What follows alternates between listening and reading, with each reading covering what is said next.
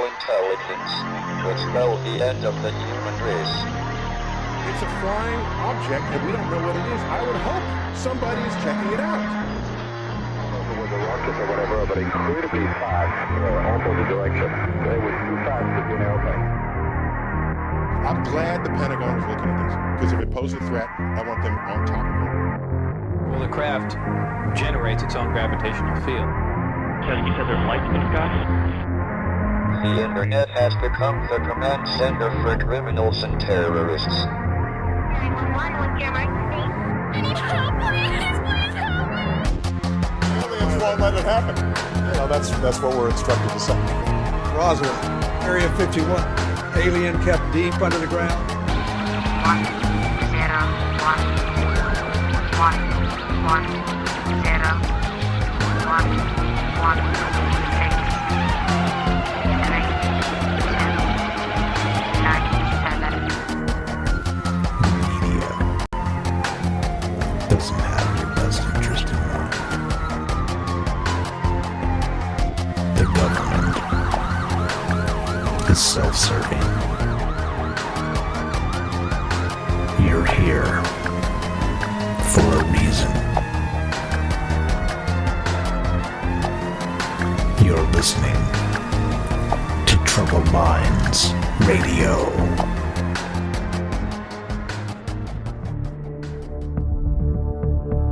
Broadcasting live from a secret bunker just off the extraterrestrial highway. Somewhere in the desert sands outside of Las Vegas. From somewhere in space-time, loosely labeled Generation X on planet Earth.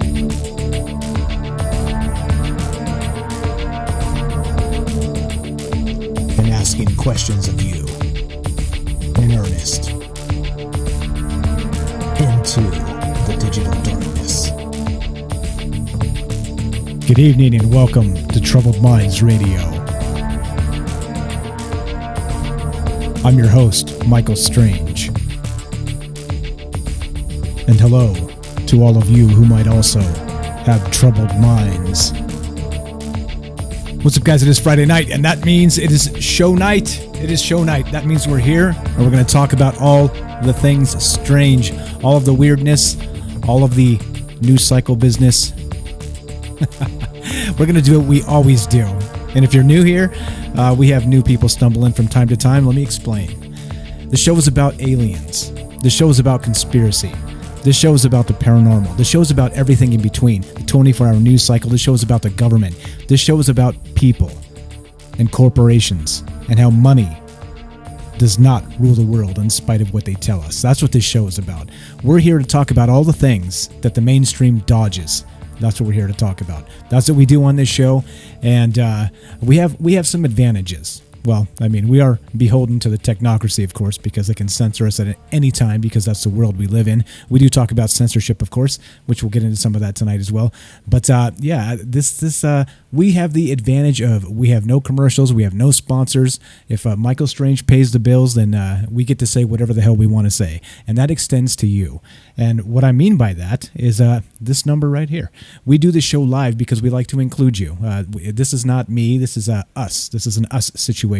We've always wanted to do this show to crowdsource information and have a discussion about these things that you can't have anywhere else, right? You bring up aliens, you bring up conspiracy, you bring up paranormal, you bring up the government and all this other business, right? And other folks out there, they cast you the stink eye, right?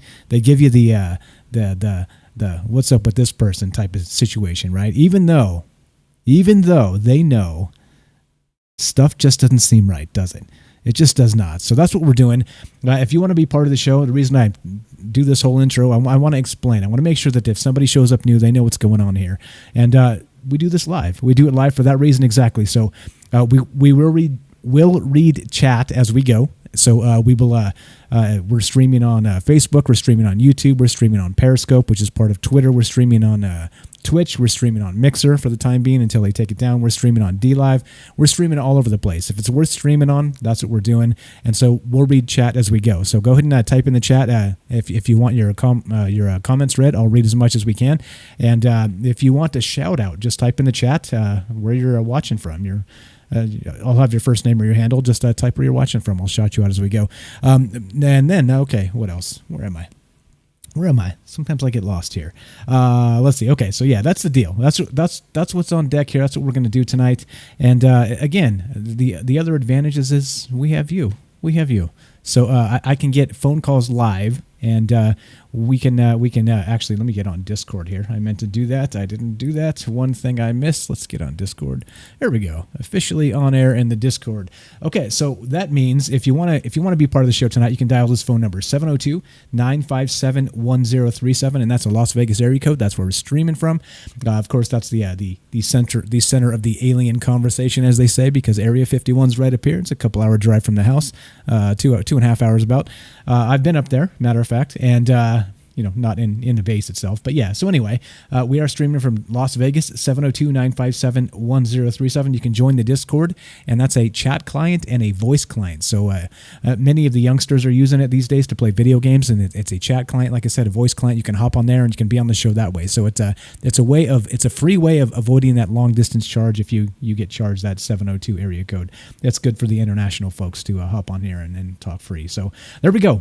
I think that sums us up about what this show's about and what's going on and what's happening here in this crazy world. I like to call it the upside down, right? Like that Stranger Things business. It seems like every single thing that kind of rolls out in the news cycle, or the things that we talk about, just the takes we get on a lot of these things from the mainstream media, right? From the technocracy, from the academic sources, from of course the government. It just seems like a lot of this stuff is just flat out upside down. And so that's again, that's why we talk about this. That's what part of the show is about. And here we go. There we go. All right. So what we're gonna do is we'll do shout outs. So go ahead and type in the chat where you're listening from. We'll shout you out as we go. And if you want to, I already said that. Then we're going to do news. So we've got some news that we always kind of keep an eye on to keep the show current, to make sure that we don't just talk about a particular topic, kind of spread it around, talk about, just like I said, some of the censorship things going on, talk about some of the disclosure stuff going on. There's a lot happening out there. Talk about this COVID-19, this whole business, right? I had my neighbor ask me tonight, hey, what do you think about this coronavirus thing? And I wasn't sure what to say other than, well, it's probably made in a lab, and we're probably screwed because this, in my opinion, it was a test run, right? Even if it was a mistake and it escaped from a lab, then I think that I think the powers that be are collecting data on this wink test run for tweaking some DNA on the next one, and we're fucked. Like we are at the heel of the folks that want us to be at their heel, and that's unfortunate. And I don't think it has to be that way. So there we go. That's what this show's about, and let's do it. Let's get into and the topic tonight. Now, I don't know if you guys have noticed, but there's a lot of information kind of popping about disclosure again. Like there's the Admiral Wilson documents. Like we've had again UFO Joe on the show. He's kind of written a bunch of stuff up about how he thinks they're real and the rest of this, right? So what we'll talk about, not really that, but how about in particular disclosure and what it means in 2020, and kind of revisit some of the old characters. And I'm going to make you a case. What I mean the old characters is the new characters is really what I mean. The Tom DeLonges, the Lou Elizondos. We're going to look at what President Trump has said about UFOs and aliens in the past year or two, which he's had several statements. So we got a few of those we're going to listen to. But that's the conversation tonight. What do you guys think is going on with this disclosure bit? Do you think this is, again, like one more yank in our chain situation, or is this something a little different? Do you think this time that maybe with that the Senate budget request to get some actual transparency with UFOs and UAPs, unidentified aerial phenomena, UAP. Do you think that this is it? This is the time. So that's the conversation tonight. So again, we're doing it live because we want to include you, and I want to hear what you think about this, because we've all heard what I have to say, right? I talk a lot on this microphone, blah blah, so on and so forth, right? It's less important for me to talk. I want to hear what you guys think about this. So we'll talk about Unidentified Season 2 coming out on the History Channel, which is of course a TTSA thing. And yeah, that's that's what's on deck tonight. So there we go. I've blabbed enough. Let's do some shout outs and then let's keep on rolling. What's up, Joe from Florida? How are you doing? Joe from Florida gets first on Facebook. How are you tonight? We got Nikki from New Zealand. Thanks for being here. We got Corey Anna. Hello. Thanks for long time no see. Thanks for coming out tonight. We got Fred from Arizona. How are you, sir? Fantastic to have you here. As always, we got David. David says, don't have to convince me of alien life. I'm an experiencer. If you'd like to, I'd love to hear about that. If you want to give us a call, I'm going to put up the phone number right there, or you can jump on Discord. I'd love to hear about that. If you have an experience, like a personal experience, part of the reason we do this live, right? We don't have commercials. We don't have to cut people off. We have plenty of time. And if you want to tell us your account, we'd love to hear it. Again, I understand for many people it's like a very personal thing. So if you don't want to, that's fine too. But this is definitely a place where you can call and maybe give us a phony name and maybe do it anonymously and get the word out there. So there we go. What's up? Of course, that goes for all of you. Melvin, what's up? Melvin from Bridgeport, Connecticut. Thanks for showing up. John, how are you doing? Let's get weird. Let's get weird, buddy. Let's do it. I'm down. Let's get weird. Elizabeth from Oregon. Thanks for being here tonight. Kelly from Colorado. He says, we don't see things as they are. We see them as we are. There you are. And I couldn't agree more. Let's see. We got Todd. How you doing, buddy? Listening from work. Hey, tell the people at work I said get weird. Let's get weird. Who else do we got? We got Eric from Pittsburgh. How you doing, my man? Thanks for showing up tonight. We got who else? We got Sean. Hell yes. Hell yes. Hell yeah. What's up? How you doing? We got Candy. Thanks for being here tonight. We have John. Hello from Beloit, Wisconsin. Hello. Let's see. We got Cray. Thanks for being here, Cray. And we got, let's see. Who else? We got Sherry. Hello, Sherry. Thanks for being here tonight. We have, hello. So many people. Thanks for being out. Thanks for coming out tonight. It means a lot. We got Paul from New Hampshire. Thanks for being here. We got Mike's hot in Vegas. Again, you're not going to twist my arm. I'm not taking my shirt off. No, I'm not doing it. Oh, you mean the weather. That's right. John, first-time listener. Thanks for showing up, my man. Appreciate you being here tonight. Go ahead and type in the chat. If you got good information, we'll read it as we go. Let's see. John says, I think, Candy says disclosure is part of the distraction. I think so. I think there's something to that right there. That's a fantastic comment. John says, I think they're getting ready to let us know the truth about the UFOs, that aliens are real. And that's what we're here talking about tonight. So maybe, right? Maybe. I think that we have a situation where that may be happening. Fred, what's up? What am I drinking tonight? I'm starting out with some IPA from New Belgium. It's called Experimental, actually. And then I've got some IPA from Trader Joe's. If you guys you poor bastards in the Commonwealth states can't go down to Trader Joe's or grocery store and buy some booze and liquor, can you? Or beer or anything. I think they it's like just those regular ass state-run liquor stores. But yeah, down here in Vegas, you can go to Trader Joe's and they have these. This sounds crazy, but they have these $4.99 6-packs, right? $5 6-packs. Which, if you spend that much, usually it's trash beer. But I'm a little impressed. They have like a chocolate porter that's pretty good. Their IPA is pretty good. So yeah, I mean, pretty good stuff. That's what I'm drinking tonight. There you go. Diane, hello from Pennsylvania. Thanks for being here. We got who else? We got Armando. You guys keep coming. Armando from Palm Bay, Florida. Thanks for showing up tonight. We got Mark. Thanks for being here. We got Blake. Where are you broadcasting from? Las Vegas, my man. Las Vegas. There we go. That phone number's up, and you can get on the show. Give me a call, 702-957-1037. Join the Discord. Troubledminds.org is the official website, and you can find all the information on the website, troubledminds.org, phone number and the Discord link. All right, here we go. Now, let's go to YouTube. Eli, what's up? Eli from Washington, thanks for being here tonight. We get Eric from Pittsburgh, again over there, thanks for showing up. We got Bailey, thanks for being here tonight. Bailey from Discord, because I don't know where Bailey's from. Oh, I actually think Washington State, Bailey, the last I heard. Let's see, we got Paul from Texas, hello. We got Michael. Olaf from Chop. I think he's actually from Pittsburgh, but we'll say he's in Chop tonight. What's up, Michael? Thanks for showing up. We got Cedric. I have returned. Thanks for being here. We got the Curious Bunny. How you doing, Penny? We got Penny. Follow the Curious Bunny on YouTube. Great YouTuber, does good videos on this type of thing as well. Aliens and conspiracy and some other stuff. Let's see. We got Cheers, Michael. Go and have a beer now. Hell yeah, it's that time of night, right? It's beer 30 somewhere, 5 o'clock somewhere. Paul says I'm drinking Old Smoky Tennessee Moonshine apple pie. Sounds delicious. suspicious. Oh, there we go. Bailey's in San Francisco. Okay, all right, cool. All good. Let's see. Armando, is Project Bluebeam coming? That's actually a good question. I think at some point we need to revisit Project Bluebeam as well, because it seems like a lot of the information that kind of comes out regarding this type of thing is a little weird, right? It's a little weird. Is it CIA? Is it real? Is it this? Is it that? Whatever. Yeah. Thanks. Eric's on Facebook there says share it, guys, share it. Get some people in here. Share it. Let people know that it's not taboo to talk about UFOs. Okay, there's a place you can do it, and we can get together and talk about this a couple times a week. Okay, so all that said, if I missed you and you actually wanted a shout out and I missed it because I'm a knucklehead and I can't get everything all the time, just type where you're listening from as we go, and I'll shout you out. I try and get everybody as they come in and leave a comment. So there we go. I think that narrows us down. So again, on deck tonight is disclosure and what's happening with TTSA and the new season 2 of Unidentified. And I know.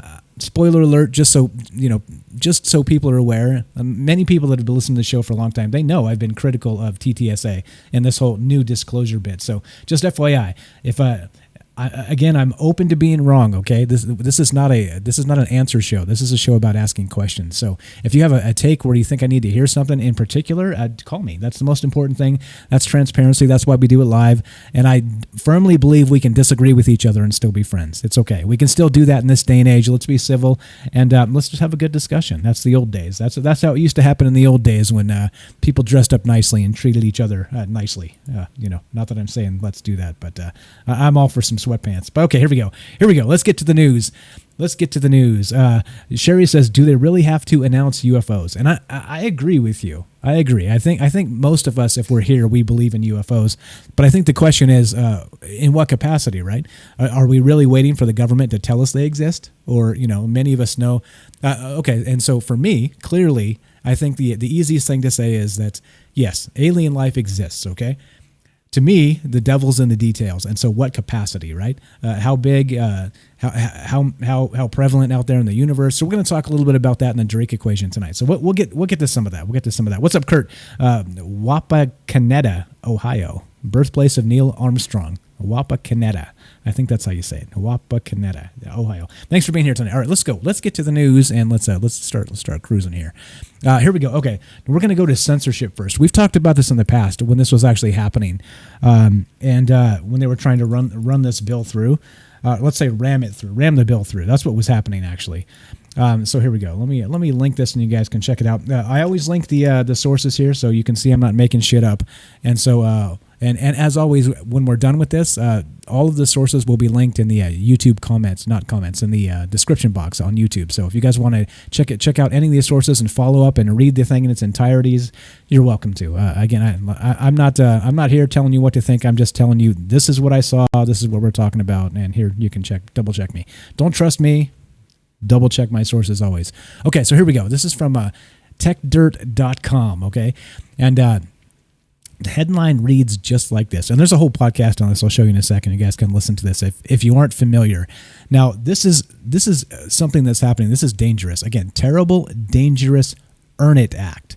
Okay, set to move forward in the Senate. Attack on both encryption and free speech online. Okay, now this is what I'm saying, right? Like there's a lot here to really keep our eyes on. And as you watch these news cycles and this stuff comes and goes and people are doing this and doing that, and like I said, there's a reason why mainstream media has the same 5 stories over and over again, and it's so you don't know about shit like this. Now let me read some of this to you. We talked about this probably a month and a half ago, something like that, and how it was they were trying to undermine free speech on the internet, and I think it's Section 230. Yeah, Section 230, which means, so we talked about this. Section 230 just means that if you run a website or in any capacity, you can't be held accountable for what people upload to your website. So, for instance, let's say that on my website, troubleminds.org, you can't leave comments on there, but let's say you could, and you go on there and you type some really terrible things about let's do this to the government, or let's do this to this type of person, or whatever it is, right? You just type some really ugly shit, okay? Then what happens is Section 230 actually means that I can't be held accountable for hosting my website just because some knucklehead put some stupid stuff on in the comment section. Okay, but what's happening, and we saw this recently, that they're starting to crack down on this. Like YouTube actually removed some folks from their platform because of the comment section. And it was actually Google that did, right? I think it was a conservative site, and I think it was what was the other one? Anyway, we talked about it at an episode or two ago. But okay, so anyway, let me read some of this. Here it is. So this is from June 23rd, 2020. The attacks never stop. After rumors last week, the Senate Judiciary Committee has officially put the Earn It Act onto the schedule for this week, though many expect that it will get held over and marked up next week on July 2nd, which conveniently is a neat time to sneak through legislation when lots of people are not paying attention, of course, right before the 4th of July. In short, this means that there's a decent chance the Earn It bill will be moving forward and could potentially pass. And so I want to point out, they call Fridays, like it's Friday night, and so they call Fridays dumping day, right? And the reason being is because, people blow off steam on Friday. They've had a long work week. This is all intentional, right? So when the government has some untoward information that kind of makes them look bad, they'll dump it at about 6 p.m. on Friday night, and then expect that the weekend to blow over, and then by Monday something else has happened that they're reporting. And again, this is why the media and the government work hand in hand. Again, if you don't believe me, Operation Mockingbird, Project Mockingbird. It's been a long time. CIA anyway, blah blah, so on and so forth. So okay, so this in particular is really filthy, because if they're going to do this on July 2nd, right? The July 4th this week is on Saturday, or this year is on Saturday. So the 4th of July, so it's a holiday weekend. So in many cases, people are probably going to get that extra Friday off.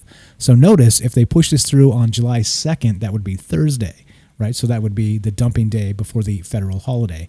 And so again, this is all by design, guys. Like, don't think that anything the government does is not by design. So anyway, let me read more of this.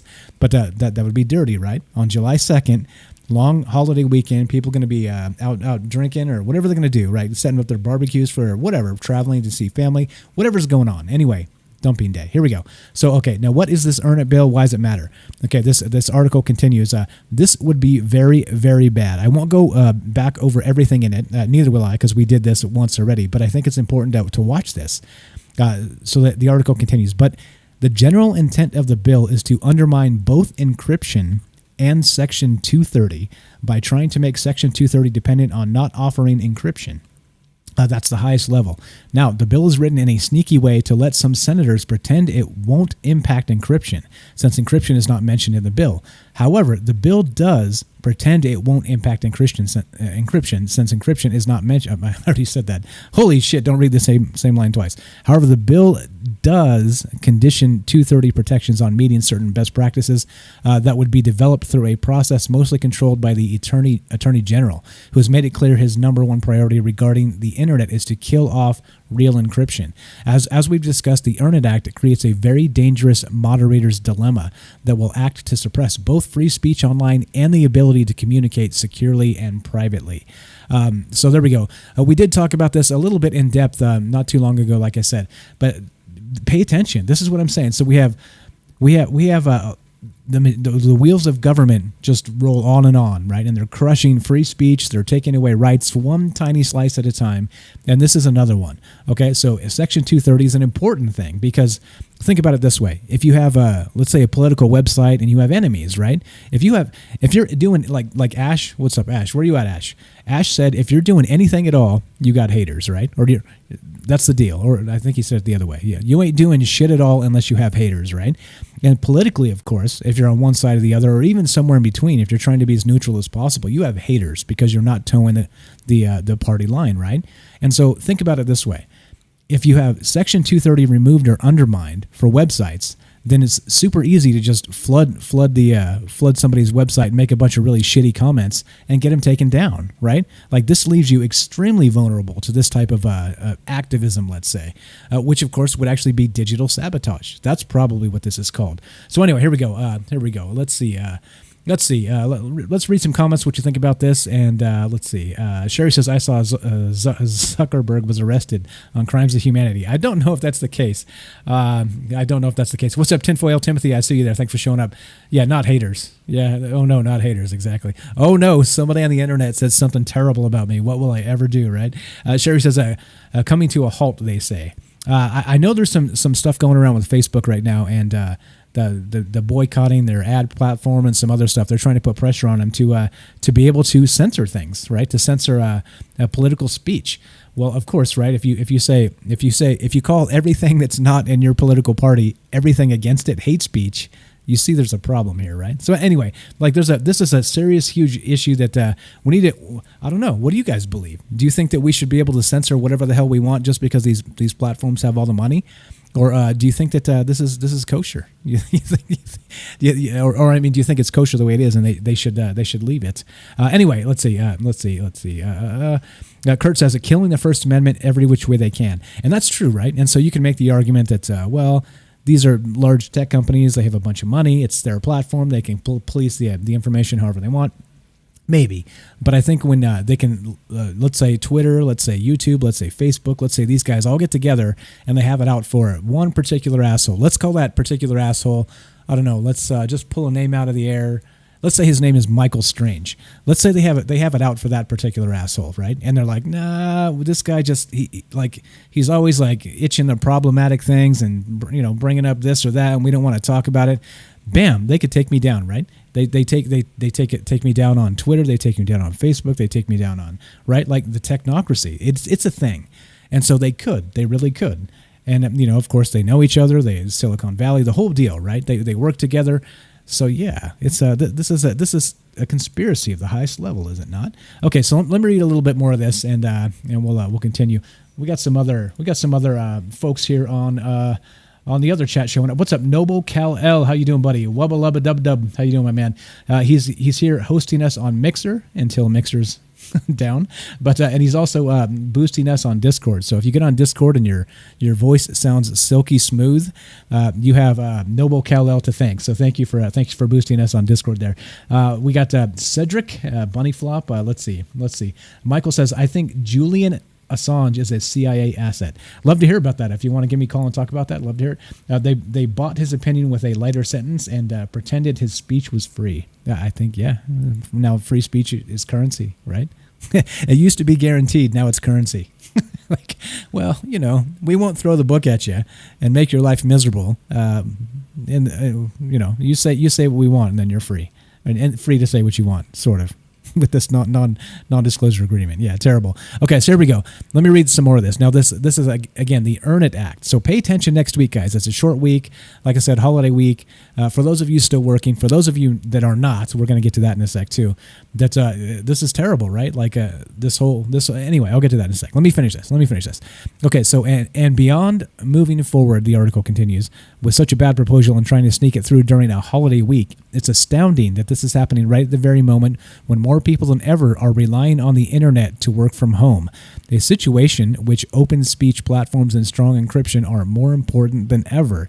Indeed, Senator Blumenthal, one of the sponsors of the bill who insisted it wouldn't be used to target encryption, is the same senator who got angry when he found out Zoom video calls weren't end-to-end encrypted. If he wants to support encryption and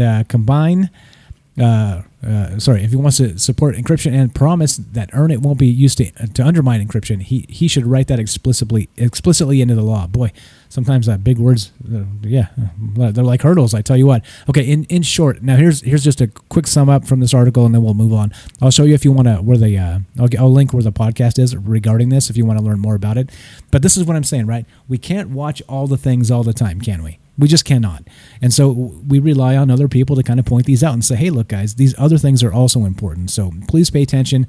So anyway, here we go. So in short, the Earn It Act would do this. Number one, put encryption, privacy, and cybersecurity at risk at a time when we need all three things more than ever. And that's true because it's shrinking already. Number two, put free speech and open internet platforms at risk at a time when people need to be able to speak out more than ever. I think probably most of us would agree with that.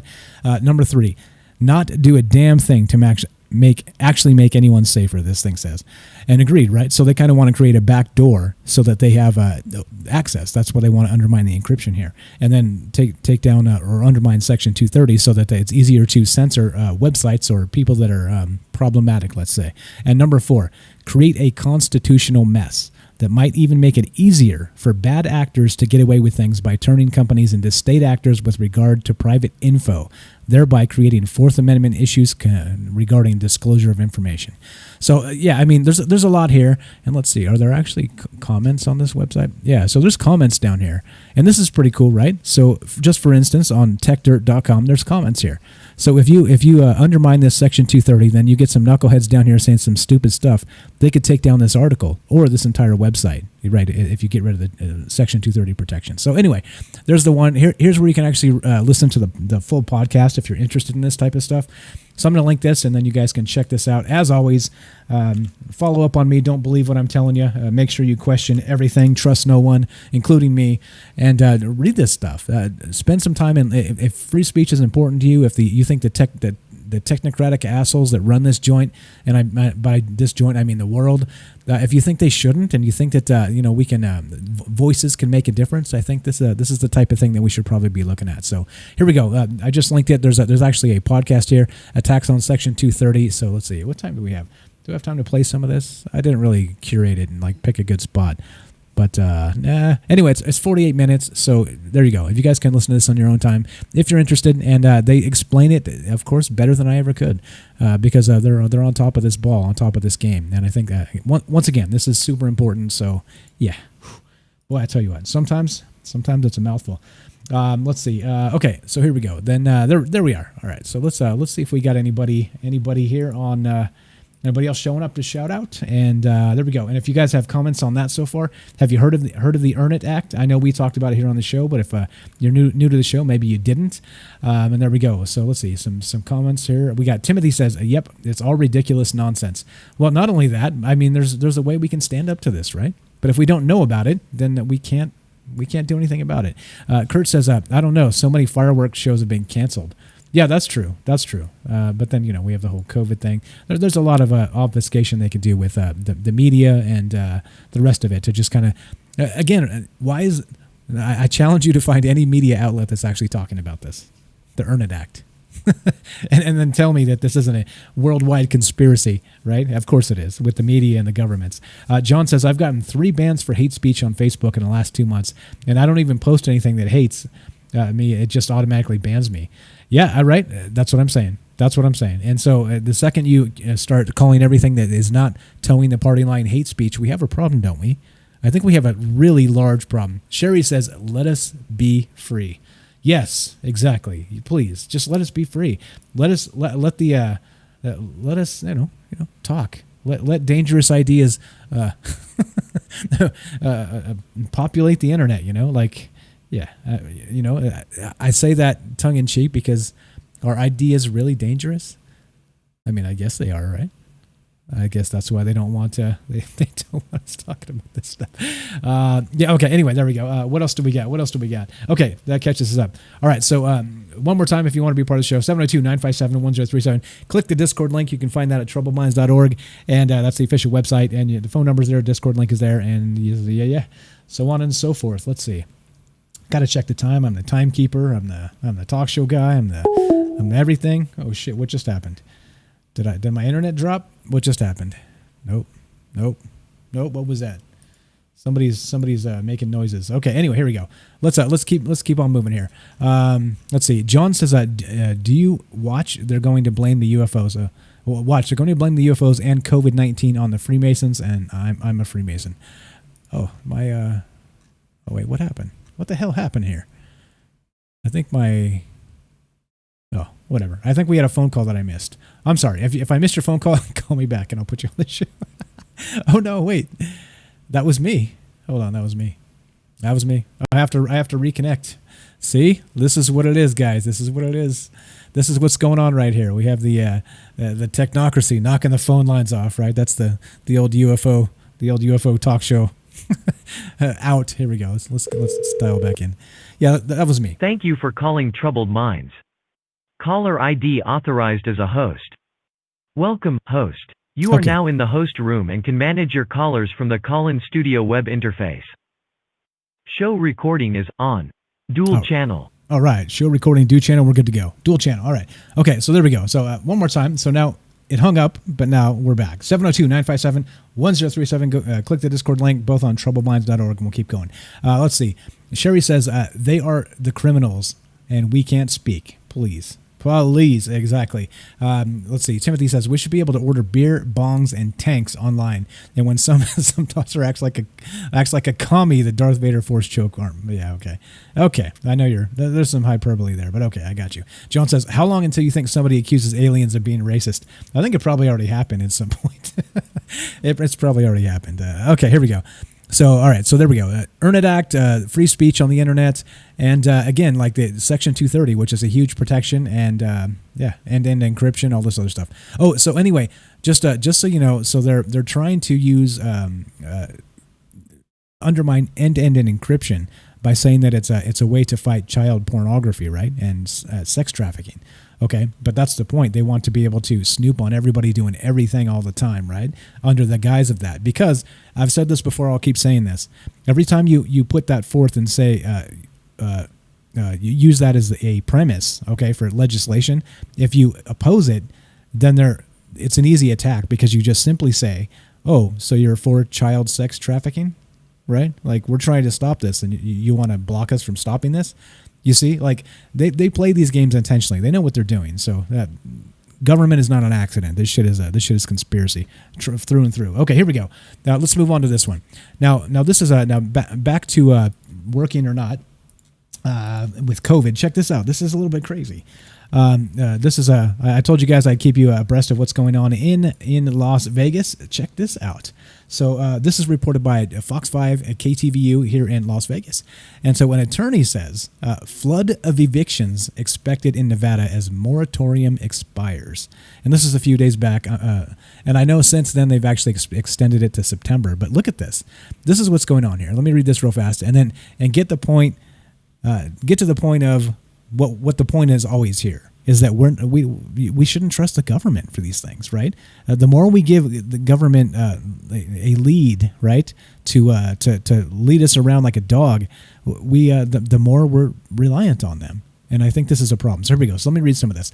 As the moratorium on evictions comes to an end on June 30th, experts say a very high number of evictions are imminent. Quote, I get calls asking all the time, can I evict my tenant? Can I evict my tenant? And the answer is no, you have to wait. And I expect a flood of eviction cases for non-payment come July 1st, said Ann E. Colber, an attorney who represents landlords in Las Vegas. For months, property landlords who are getting half or no rent payments have been biting their tongue due to the moratorium. Quote, obviously, landlords are extremely frustrated because they are still having to pay their mortgage payments, utilities, do repairs on tenants' units, and meet their monthly obligations. And meanwhile, very often, they are not collecting rent, said Colber. Okay, so like I said, this got extended for one more month through September. But do you think that's enough? I mean, we have 20 million, 30 million people, something like that, unemployed in this country. Do you think that's enough? Do you think sitting around like twiddling your thumbs and waiting for the government to save you is good enough? Do you think this is the situation we should be in? I think not. I think that this makes me mad. There's a lot of people, like if you're working right now, consider yourself fortunate. I'm sure I don't have to tell you that, but there's a lot of people out there that are hurting, that are really, really, really in pain here because they lost everything, right? They lost their jobs, they lost their homes. They're on the precipice of getting kicked out as soon as this moratorium expires on evictions, right? And so what's going on in your neck of the woods? Do you guys know if this is actually happening in whatever state you're living in or whatever? Is this happening internationally? I don't know, right? I don't live internationally clearly, so I can't be aware of all the things. But what's happening? What's happening in your neck of the woods? Is this something you think is a concern, or do you think I'm overreacting? Shut up, Mike. Shut up, Mike. No. Hold on. Let's see. Let's see. Feel the burn, says Kurt. Last I saw, wasn't it close to 50 million unemployment claims? I'm not sure. I don't know what the actual number was, but there was a lot. There was at least 30. Who knows? They're always cooking the books with that type of stuff to finesse the stock market, right? like the jobs report has been like finessed for a very long time. So yeah, who knows? This is crazy. Candy says a lot of people haven't even received their unemployment. Sad, and that's true. I saw a story today, and I didn't pull it up. I could have as an addendum to this piece, but I saw a story of a guy out here in Las Vegas that actually lost his home. He got kicked out. He's gone. He couldn't afford it. He's out. So I don't know how they got him out, because of course maybe he didn't know there was a moratorium, and they told him to beat it, and he didn't have representation, but he's homeless. So he made a video on social media and was telling people the story, just to kind of get the word out, and to maybe pass it up to the governor that, hey, you're failing. Like, people out here are like going to be starving if you don't do something soon. And people on social media picked it up and spread it around, and they're paying for the guy to eat and live right now. Like, these are the types of situations. It's this is awful. This whole thing is beyond tragic, and of course all the people dead from COVID and all the rest of this. But then the tragedy extends to some of us are still breathing here, right? Like hundreds of millions of us, and so this affects everybody. This is not this. Yeah. Anyway, there we go. Let's read some more comments and keep on rolling here. Let's see. Okay, Kelly says, and the fucking government won't let the small businesses open. Yeah, agreed. We got some problems yet. I'm in the woods. I know nothing, says Sherry. That's a good place to be. Yeah, that's you're probably okay. Best to be there, I think. Timothy says, it's okay. We got Q. He's going to parachute in with JFK and Hulk Hogan on the beaches in Minneapolis and save the day. All right. If anybody knows Q, tell him to call me. I got a bone to pick. Kurt says, sheriff has to evict if he didn't leave willingly. Unless there's the moratorium, so you can't, right? So anyway, here we go. Bailey says, but they're trying to say that encryption lets the pedos keep their secrets. Exactly. That's what they're trying to say. Back to the Unidentified. You're exactly right. Let's see. Critical Thinker, I see you on YouTube. Thanks for showing up. He says, well, I'm very late, but Mr. Pete says hi. What's our topic tonight? Shout out Penny and Mike. What's up? Thanks for being here. Topic tonight, when we get there, is going to be disclosure. Disclosure 2020, this year's version of disclosure. So we're going to talk about that. We'll talk about TTSA a little bit. We'll talk about Unidentified Season 2 and the rest of that. So that's what's on deck. But right now we're talking about, censorship and government ineptitude. Which seems to be a theme in this show, doesn't it? Okay, so anyway, if you have comments on that, if anybody knows what's happening in your neck of the woods, I want to hear it. Because, again, remember, this is a way we can bypass the media entirely. We share with each other directly. There's other people listening. It goes up on a myriad of websites and archives, so people can hear these things. These stories, they're not alone, If are people getting kicked out of their homes where you live in different states in the country? Is this happening? Is this unique to here? I think it's not. But how ugly is it? Have you guys read anything in your local press? Any of this? What's going on? Anyway, I want to hear from you. If you have comments on this, one more time, 702-957-1037, as I breathlessly try and trog through this and wait for one of you guys to call so I can take a sip of beer. Join the Discord, troubledminds.org, and we'll get you on the show. Either way. John says that maybe a good thing about this is that all the slumlords are going to dump their properties because they don't want to take the losses. But then who's going to acquire those rental properties after that? Yeah, it's the cycle. The cycle continues, right? So like the richer, again, I don't want to. We're basically consolidating wealth, right? And we're implementing policies that allow it to happen. So it's a thing. It's a terrible thing. And don't get me wrong and say rich people bad. You know what I mean? Like, come on. You can't hate everybody that's successful. Okay, it's not healthy. But I'm saying that the policies that allow these things to happen are bad. And so if you can extend the moratorium for another several months until the thing starts happening, fine, so be it. But for the time being, that's what's up. Let's see. What's up, Larry? Thanks for showing up tonight. Melvin says, lots of shootings in my neck of the woods. That's not good. Jeff says, last Tuesday, 3 days ago, worst it's been in San Jose, California. Got kicked out of Lowe's and Safeway stores, no mask. Yeah, that's happening all over the place. Crazy stuff. We got a phone call here. We're going to take this, and I guess we're going to talk about UFOs. Let's talk about UFOs right now. Let's jump the gun. Mike in Pittsburgh, how you doing, my man? How are you tonight? What's up, Mike? Pretty good. Right on. Friday. Happy Friday to you. Cheers, buddy. What are you drinking? Cheers. IPA, local IPA. Nice. Same here. It's pretty Same strong, here. too. Right on. Amen to that. But yeah, UFO disclosure. It's UFO disclosure weekend, man. I think there's big stuff on the horizons here for everybody. I think no matter if you're, a casual person in this topic, if you kind of like UFOs, like the Senate bill, I think we're talking about Marco Rubio. That's kind of high profile. And then there's other stuff going on behind the scenes that you've covered, like that Wilson document. I think that's great that you've been talking about that, because a lot of people need to know about that. Something that mainstream. I mean, there's an admiral. You know what I mean? Like it's so epic, and it's just not getting talked about enough. So I think right now it's a pretty exciting time. I'm excited. I'm pumped. I saw Elizondo, the guy from TTS from To the Stars Academy, was on Fox News. I think you saw that too. I mean, that got me pumped when I saw it. I'm sure you're gonna talk about that. Yeah, hold on. Since you brought it up, so let me just play the clip for you. I got it right here. That's why I asked you where to find it, because I didn't know. I guess it was on the Tucker Show. So here we go. You linked it on Twitter to Danny Silva, and I got the clip. So let's play it, and we can hear what we're talking about. This is Lou Elizondo tonight on Fox News talking about UFOs. So here we go. Action. Well, thanks, Brian, for having me. I think this is a historical moment in our country for many reasons. I think it's fair to say this is certainly a nonpartisan issue. You have, thanks to the courage of Senator Marco Rubio, but others before him, such as Harry Reid and Stevens and Inouye.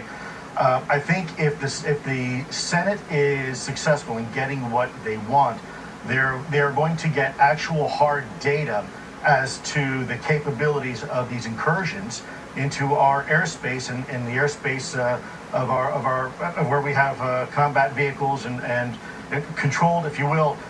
Think of a combat theater where we have aircraft operating. Hopefully we can get a better understanding of what's going on here. These things seem to appear and operate without impunity, both here in the United States and overseas, where our brave men and women are in uniform. And hopefully we'll be able to finally... Luis, how do you know? Well, because I was part of a program for about 10 years back in the Pentagon called ATIP. I ran that program with several colleagues of mine, and it was an interagency organization very much like this task force that you are seeing right now that's being proposed in this bill. What's the most intriguing thing that we'll get from it if the Senate Intelligence Committee gets what you know?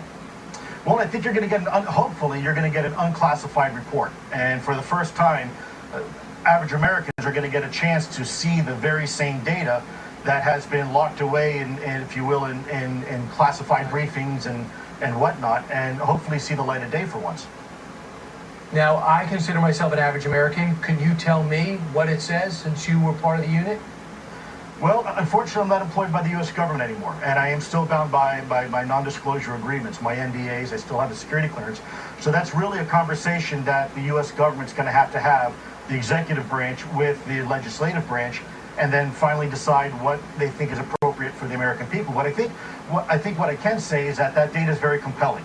And when you look at these vehicles and what they're able to do, you very quickly realize that this is probably not something in our own inventory.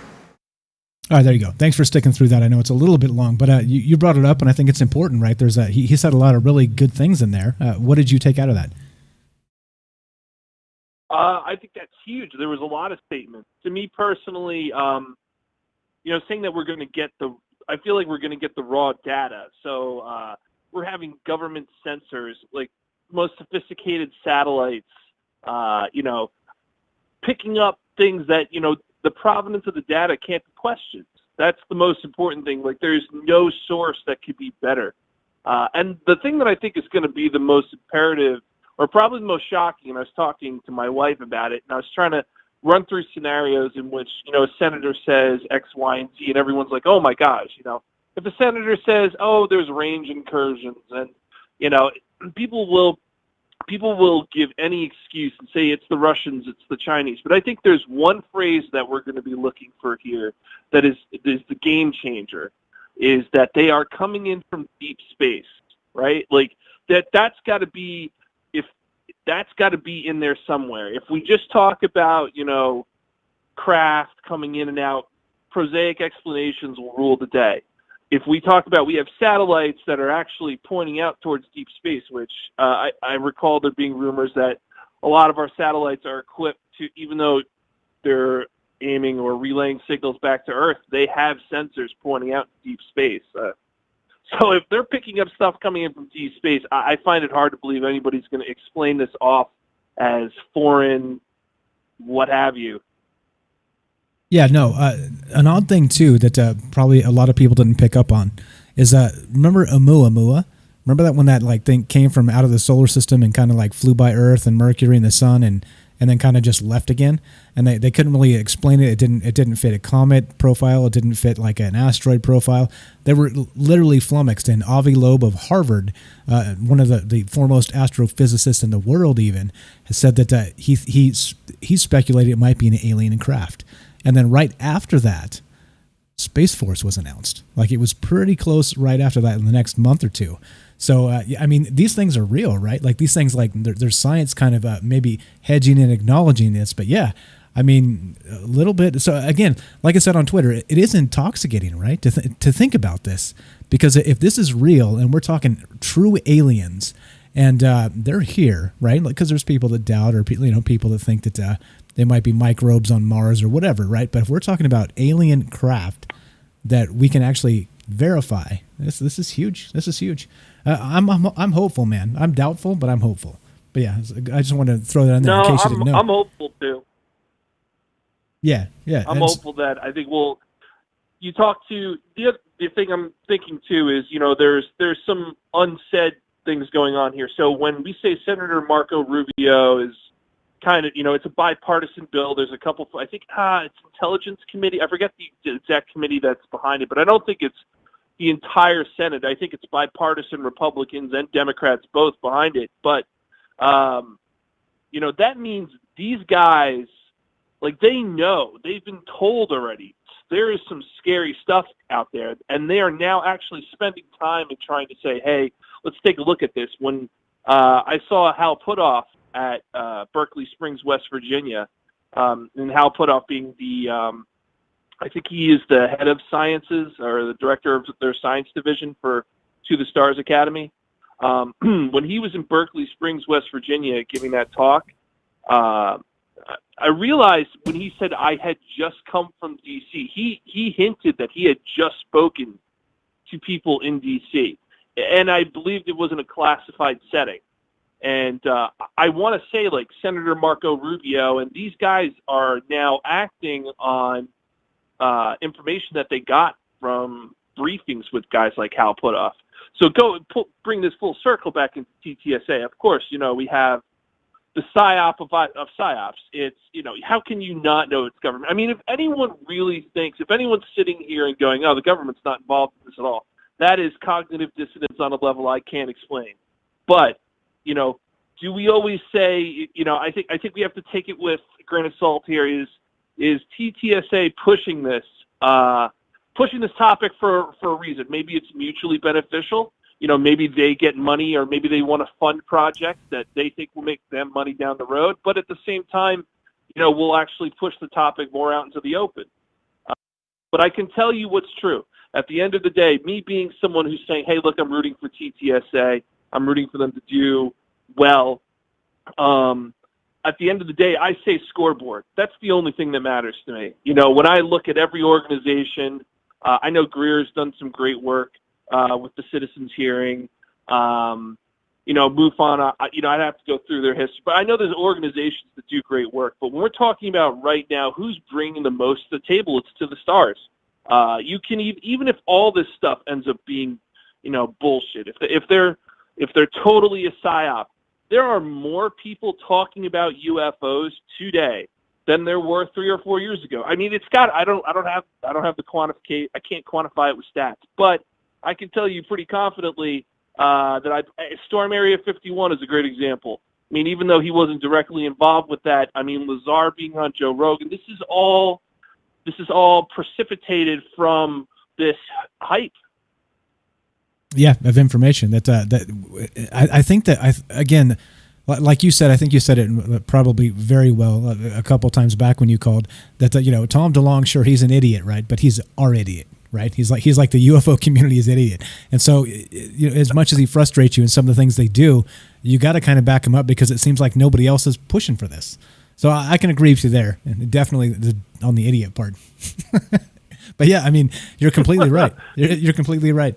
It is an exciting time, and I think we have to be wary. Like, we have to be cautious as always. Keep your guard up, because we've seen it. Haven't we been here before? It seems like we've been here before, time and again. And for whatever reason, we never get anything out of it. Right? It's like it's nibbles. It's nibbles. It's like, come on, like, throw us a bone. It takes one solid breach, right? It only takes once. Right? Wasn't that the Margaret Thatcher thing? When the Irish Republican Army were trying to kill Margaret Thatcher, and she had some wise remark, and the IRA responded, "Well, you you have to keep getting lucky. We only have to get lucky once." Right? And I think that's a similar feeling here. The government keeps getting lucky, right? They keep tricking us out, and maybe this is bullshit. And 3 times, shame on me. But in all honesty, it only takes once, man. It only takes one solid breach here. And I'm not saying everything is going to come out, but one solid breach to get through to the other side and say, hey, there is something here, guys. And we just need the littlest bit of legitimacy to this being true. And I feel like the Wilson document, even though it's, the subject matter of what's being discussed in that, when they're talking about crash retrieval, MJ-12, that could be all bogus. But the actual, I believe the fact that the conversation happened, I think that is factual. I feel a high degree of confidence that's true. And getting on that, pushing that through, I mean, that's the best ammunition we have at the moment. I think so. I think you're right. And I think I hate to be the Debbie Downer, the doubter here, but it just seems that I looked at, we'll talk about this a little bit later on, but I looked at the Unidentified season 2 of what the first 3 episodes are about. They're actually out there on Wikipedia, the brief, the headlines or whatever. And it seems like it's going to be the same old shit, man. If they go through a whole nother season and they're the disclosure people and we get nothing but old MUFON data, like I said on Twitter there, I think, I don't know if I'll be done, but like, it just gets more and more frustrating, that they're going to do like... I don't think they have any data to give. Right. Okay. So then, which begs the question, what are we doing here? Like, why do they have this? So they're basically regurgitating every UFO show that's ever happened on the History Channel already, or Discovery, or any of these other places, right? They're just regurgitating the same information. So I don't know. They definitely seem to be in a position of authority here, with at least government connections, and Chris Mellon, and like Lou Elizondo that said he worked directly as the head of ATIP. I mean, we have a lot of information, like star-studded UFO power, that for some reason is somehow can't get us anything new. You see? I mean, I know you're frustrated by it. I know I'm frustrated, but it stands to reason that maybe there isn't anything new, right? Maybe they can't get it. Maybe I don't know. Maybe they're not authorized. But yeah, again, like I said, I don't think that they're. I don't know. I don't know what I think, to be honest, because I change my mind every 5 minutes. I think they ran out of steam. I think they ran out of steam like a year and a half ago. Obviously, market entry, when you get into this thing, you have to make a splash, and I'm pretty sure they used anything that was really worthwhile in the initial phases of the company. And maybe this bill, in an attempt to get more classified information out, would, Lou Elizondo, there he is. He's the guy who probably will know firsthand who to go and talk to about this new information that's out. Maybe that's fresh leads for a new season of Unidentified. That could be part of this. But I still think at the end of the day, I look back and I say, am I scared that they're pulling? Do I think they're pulling some hanky panky? Maybe. Do I think they have nothing to stand on? Probably. What's the point of the company? I think it's to push the topic until something happens. I don't know. I don't know if they're supposed to make it happen. I'm kind of at a loss to describe it to them. I can tell. The other thing is, we have MJ-12 documents where you have Dr. Eric Davis. Like, you have all these guys. They have so many avenues they're exploring from to the stars. I don't really know exactly what they're trying to accomplish. It seems like they're just trying to get traction anywhere at this point. Yeah, I agree. And again, one more time frustrating. I think that's the best way for me to put it. Like, I'm rooting for him. I'm rooting for somebody to do something here, right? Like somebody to finally tell us the truth about something.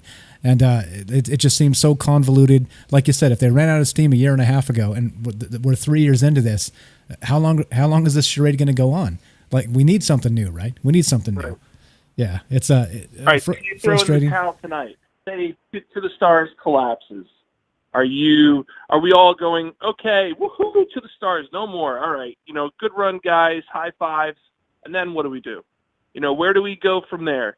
Who's leading the charge? Are we just going to go back to, listening to Annie Jacobson make up stories about Soviet children being mutilated? I don't know what is the subject? How are we accomplishing anything? If we're all on the boat that the government has something, I don't care who you go to. If you go to Stephen Greer, you go to Tom DeLonge, you go to Corey Good, they all have one common denominator, and that's the government has something, right? They're doing something funky.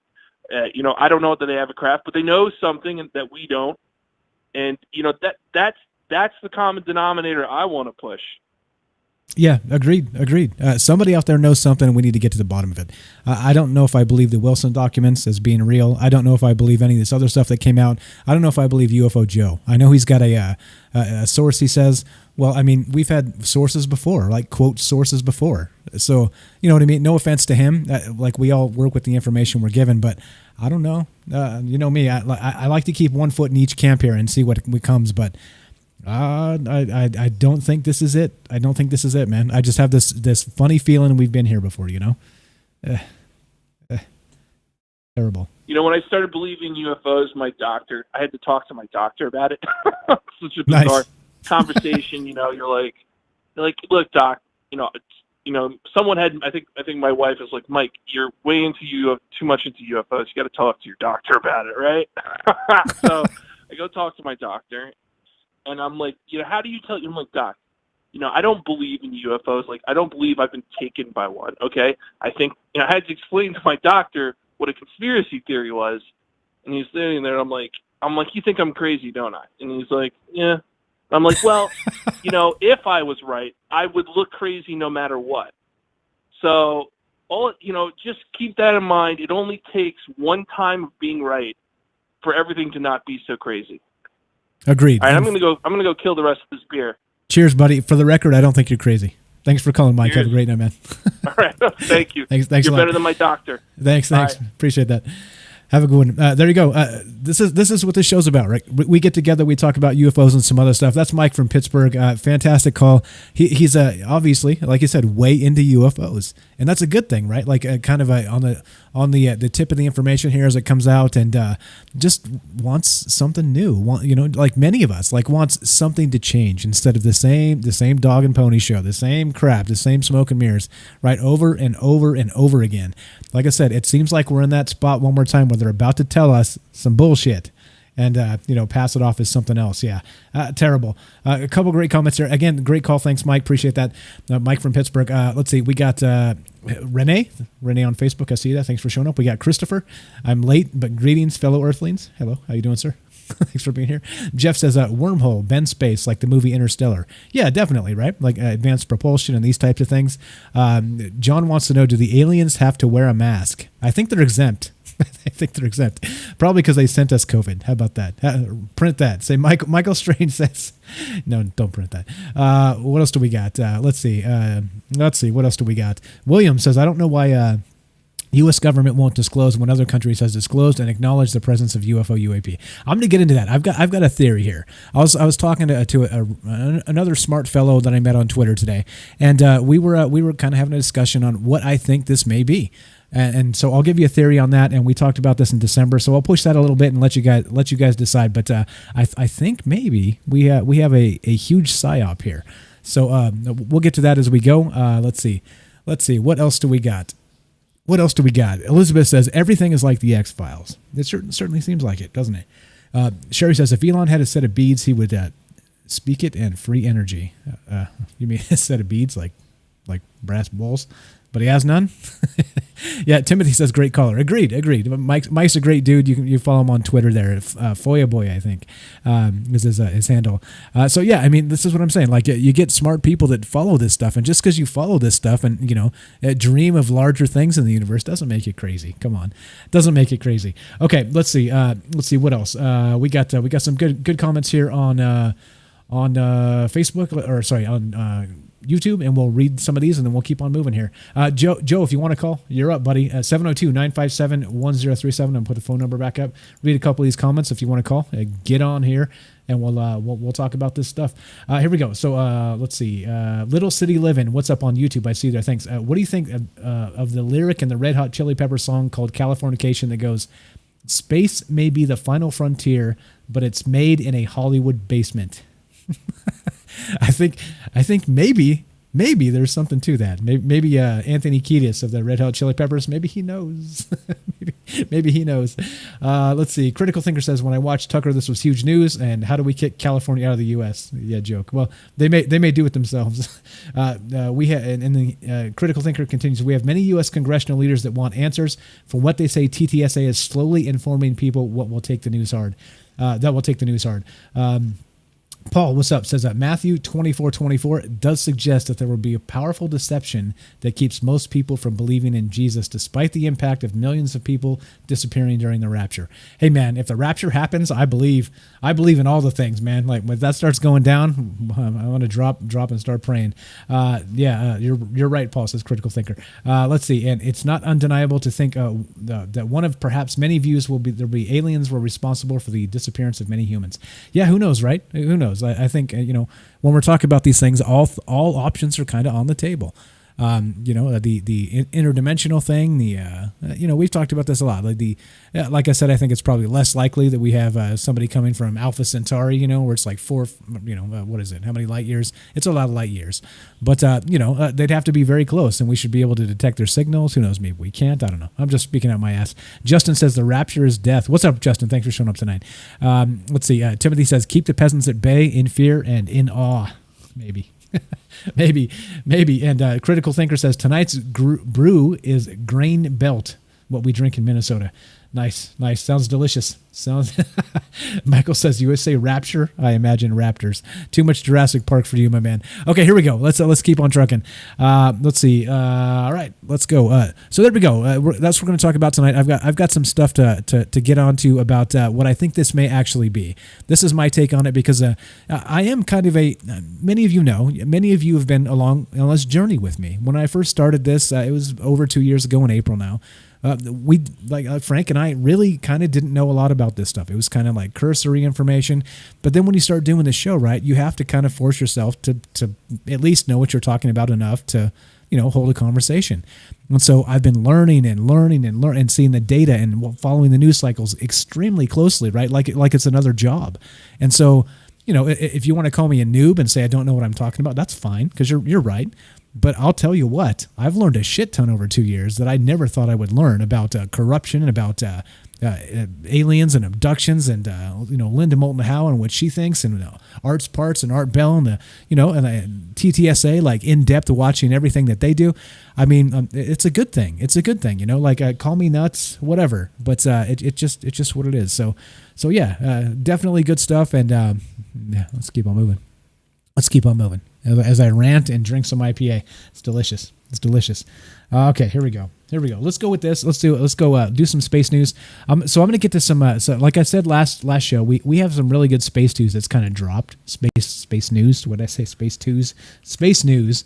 That's dropped recently. And so let's plow through some of this, and then we'll get through this and talk about TTSA. So again, this show's about you guys. So if you want to be part of the show, you know what to do. 702-957-1037 Las Vegas area code.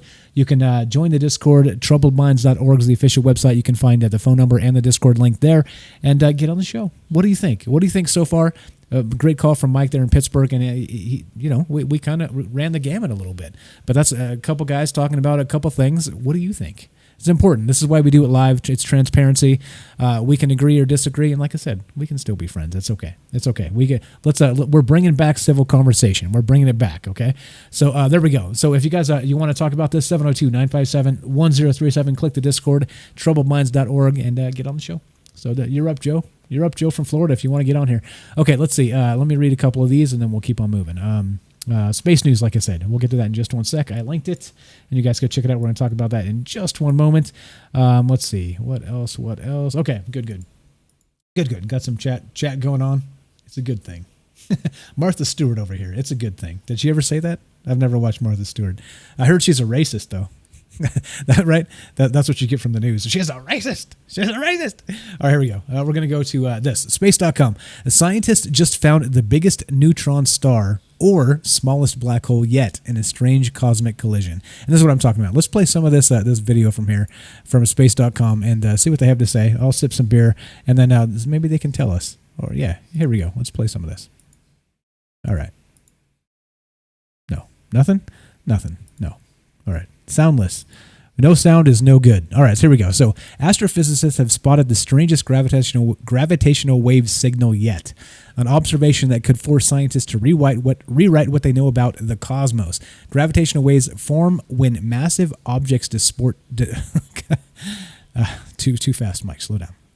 Distort space-time surrounding them and send ripples out across the universe. Scientists caught the first ever direct detection of such waves formed by two colliding black holes in 2015. Since then, gravitational wave detections have only gotten stranger, and scientists have only gotten more excited. Now, a group of researchers has announced the first detection of a gravitational wave signal created by a collision involving an object larger than the largest known neutron star, but smaller than the smallest known black hole.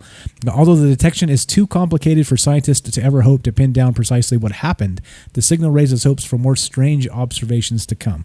So I guess in a nutshell, weird shit's happening in space, and we have no fucking clue what's going on out there.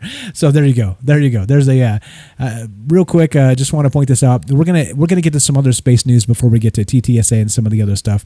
But again, this is your show. This is our show. We can talk about whatever the hell we want, whenever we want. Nobody tells us what to say. So you're welcome. There you go. 702-957-1037. Just like Joe, calling from Florida. We're going to go to that right now.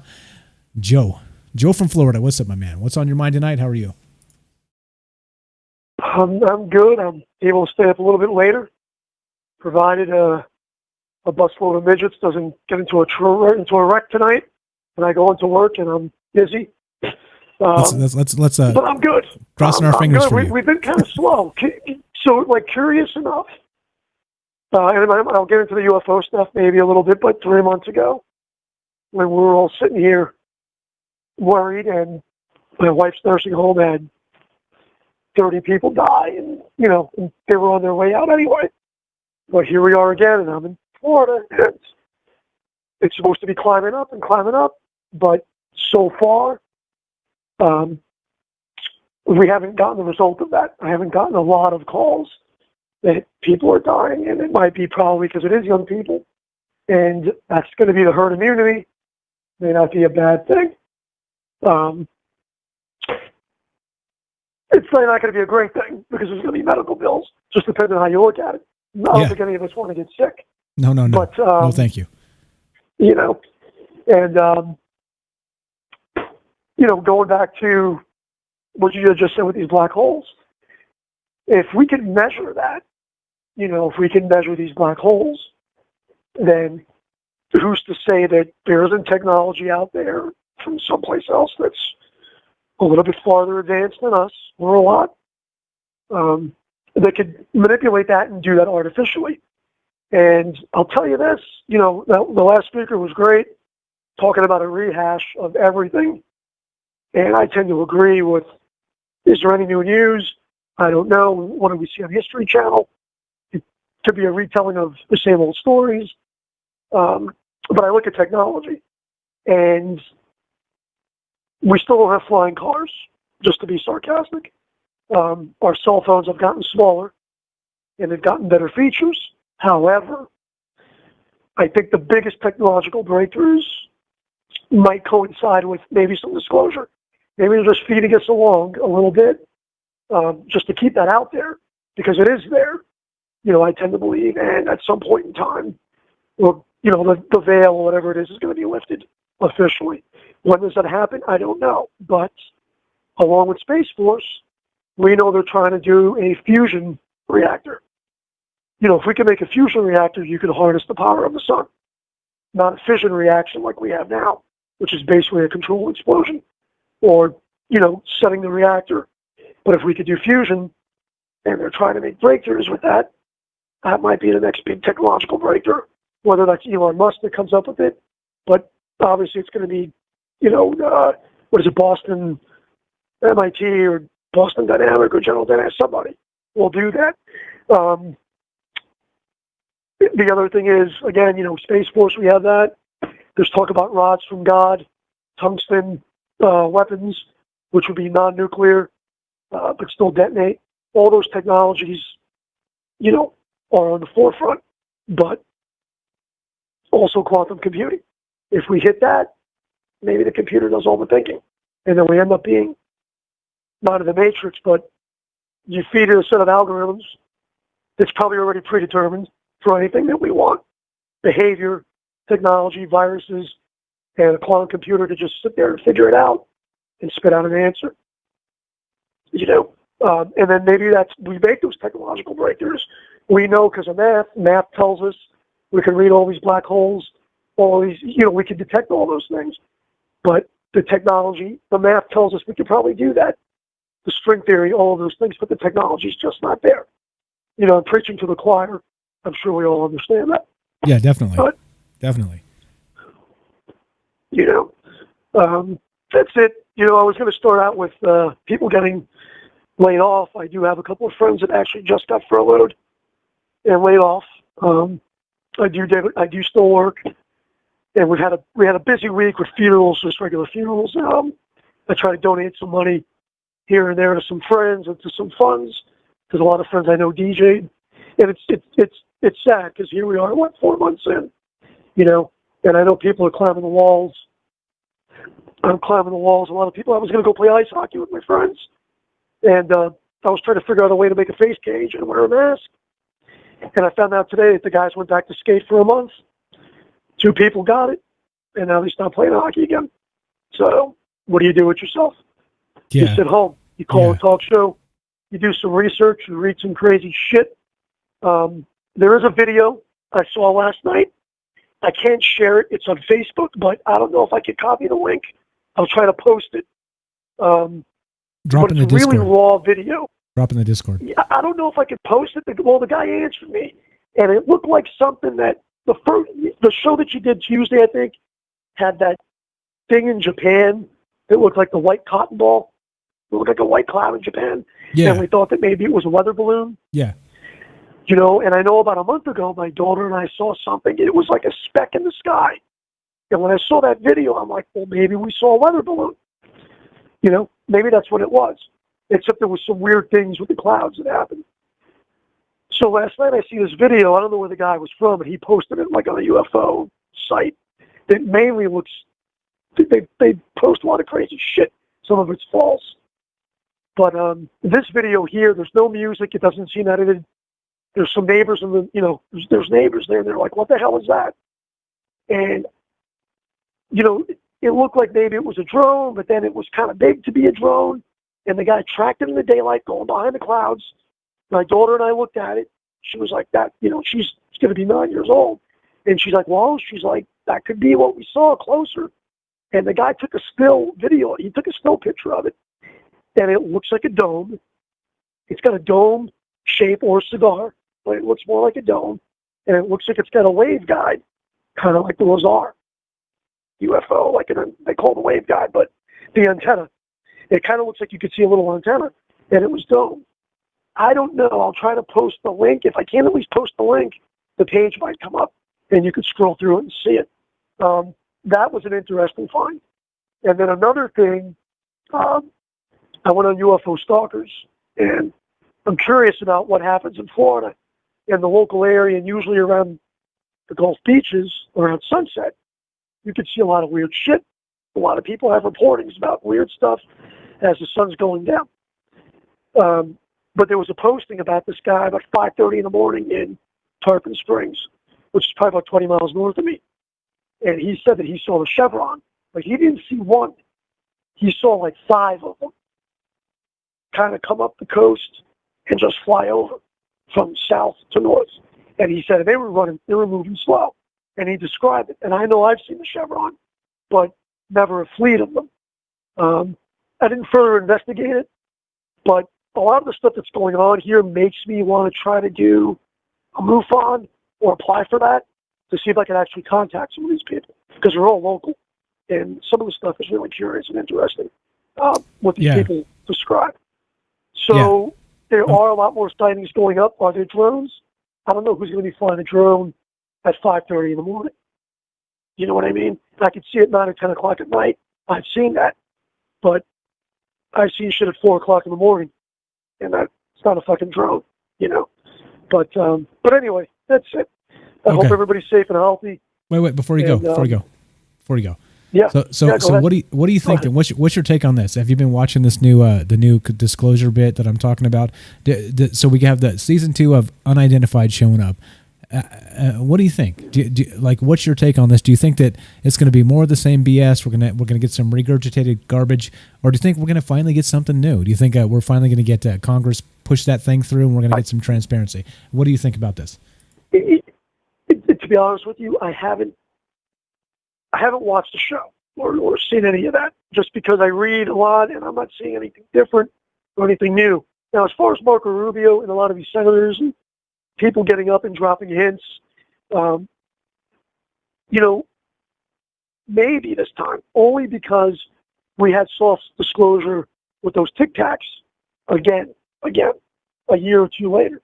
And the fact that it got disclosed again and just kind of went through the radar, maybe these guys are talking about it to pander to a small base, to pander to maybe a small private industry that's looking for money, like Bigelow or somebody that maybe has this technology, and these people are just kind of talking about it.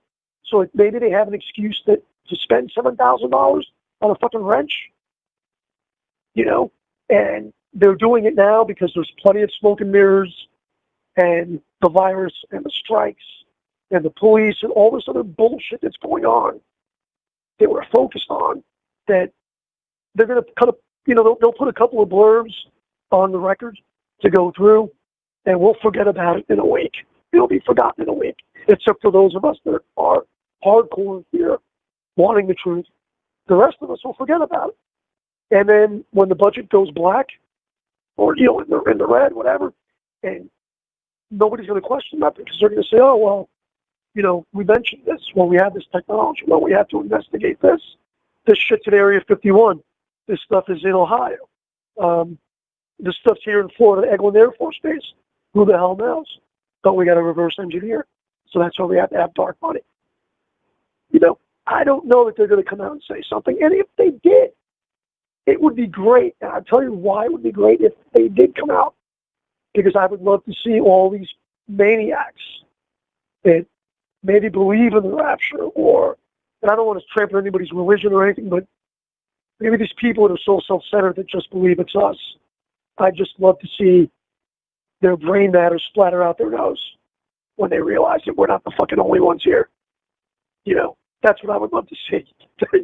People just fucking hit them, just fucking totally go nuts or totally go into panic mode.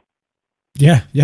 Who knows? And again, remember, so last show we talked about that John Greenwald Jr. on his site had the blackvault.com.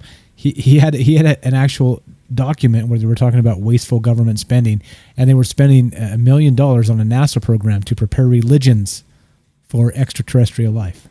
So, I mean, there's definitely some shit going down that nobody's really saying. So, this is crazy. The world is... They're not going to spend $1 million.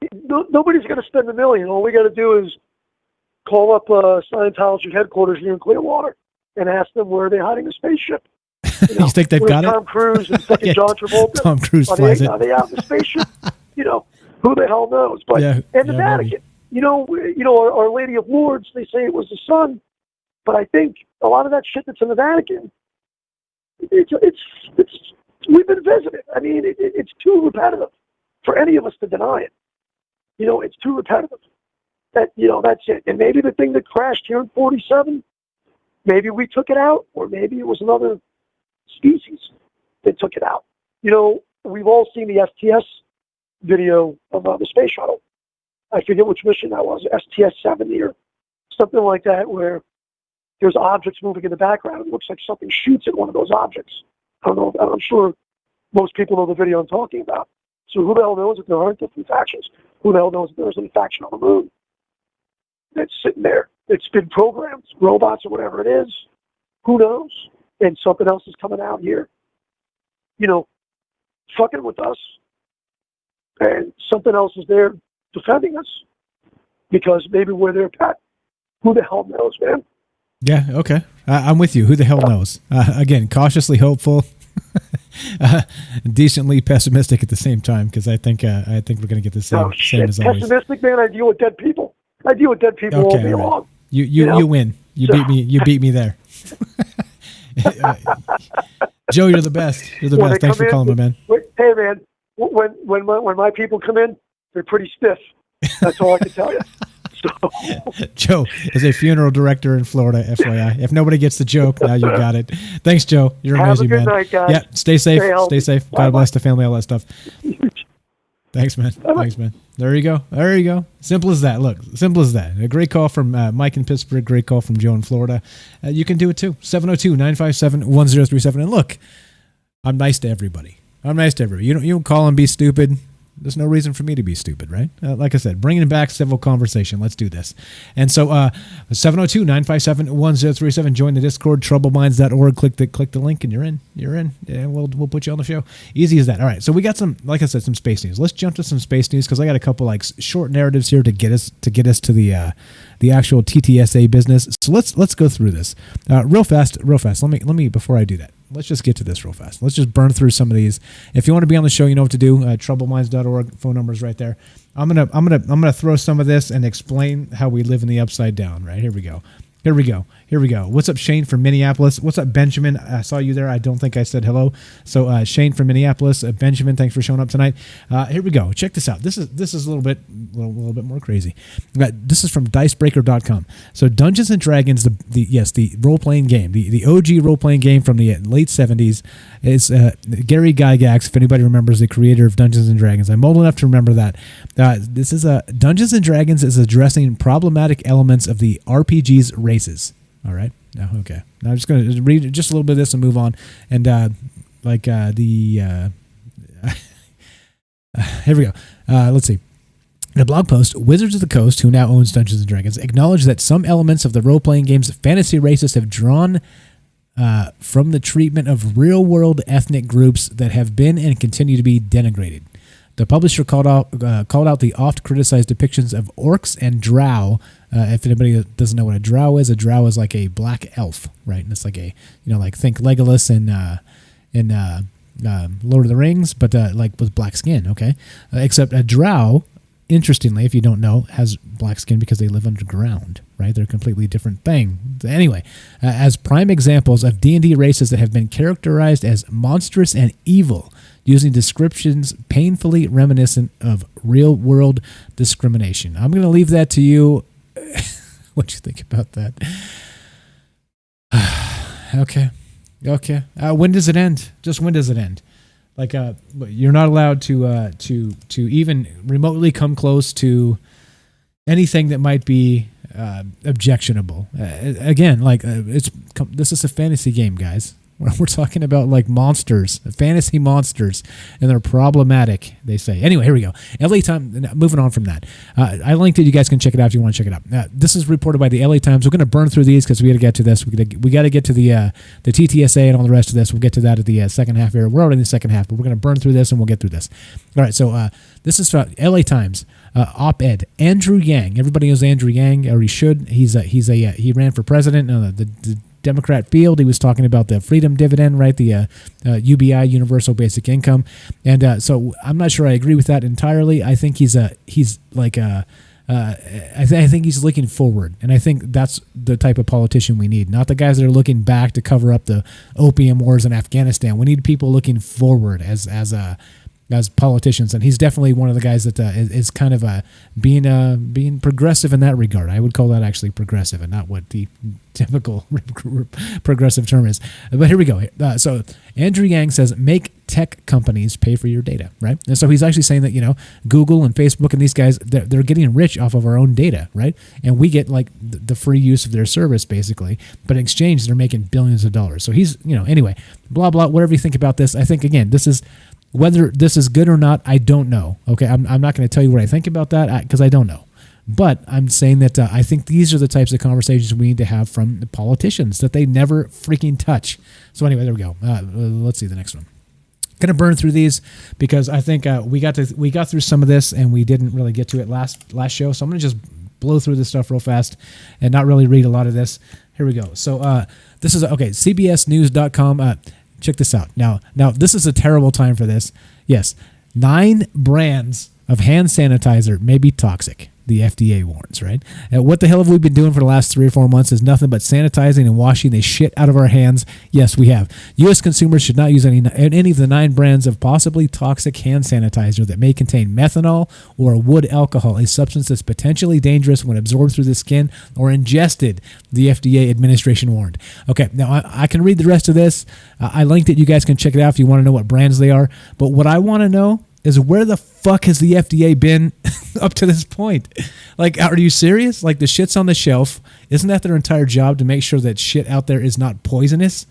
And now they're like, oh, by the way, this is June 23rd, 2020. Oh, by the way, hey guys, that hand sanitizer you've been using like consistently over the last 3 or 4 months, well, yeah, we have some bad fucking news. Get out of here, man. Now you know why we don't trust the government. Okay, what's up? Insert plea now, and I'm not sure. Frank is I paid to off Frank. That's the news story. I paid to off Frank. Okay, there we go. Okay, so Fox News. Moving on, just burning through these, and we'll get to some other stuff. Coronavirus weakening may disappear on its own. Italian doctor says. I'm just gonna leave that there. I got nothing to say about that. Here's some more racist stuff for you. Let's see. Here we go. Slapping this in. And, all right, RT.com, which of course is Russia Today, so they're Russian propaganda, etc., so on. But statue wars come for Jesus as activist claims Christ and Virgin Mary are white supremacy. All right, so I'm going to leave that to you and what you think about that. But I think, like I said, this cancel everything is bad. It's bad, okay? Like, I think we need to be able to maybe take a step back and realize what we're doing here. But I'm not particularly religious. I do respect religions as a philosophy, as a way of life, as a way to become a better person. Many people, they need these things. They lean on these things because. Let's say anyway, whatever. I'm not going to get stupidly philosophical here. So there we go. Whatever you think about that, linking it. You guys can check it out yourself. Okay, here we go. I'm going to like I said, burning through these, and we'll get to the good stuff here in a sec.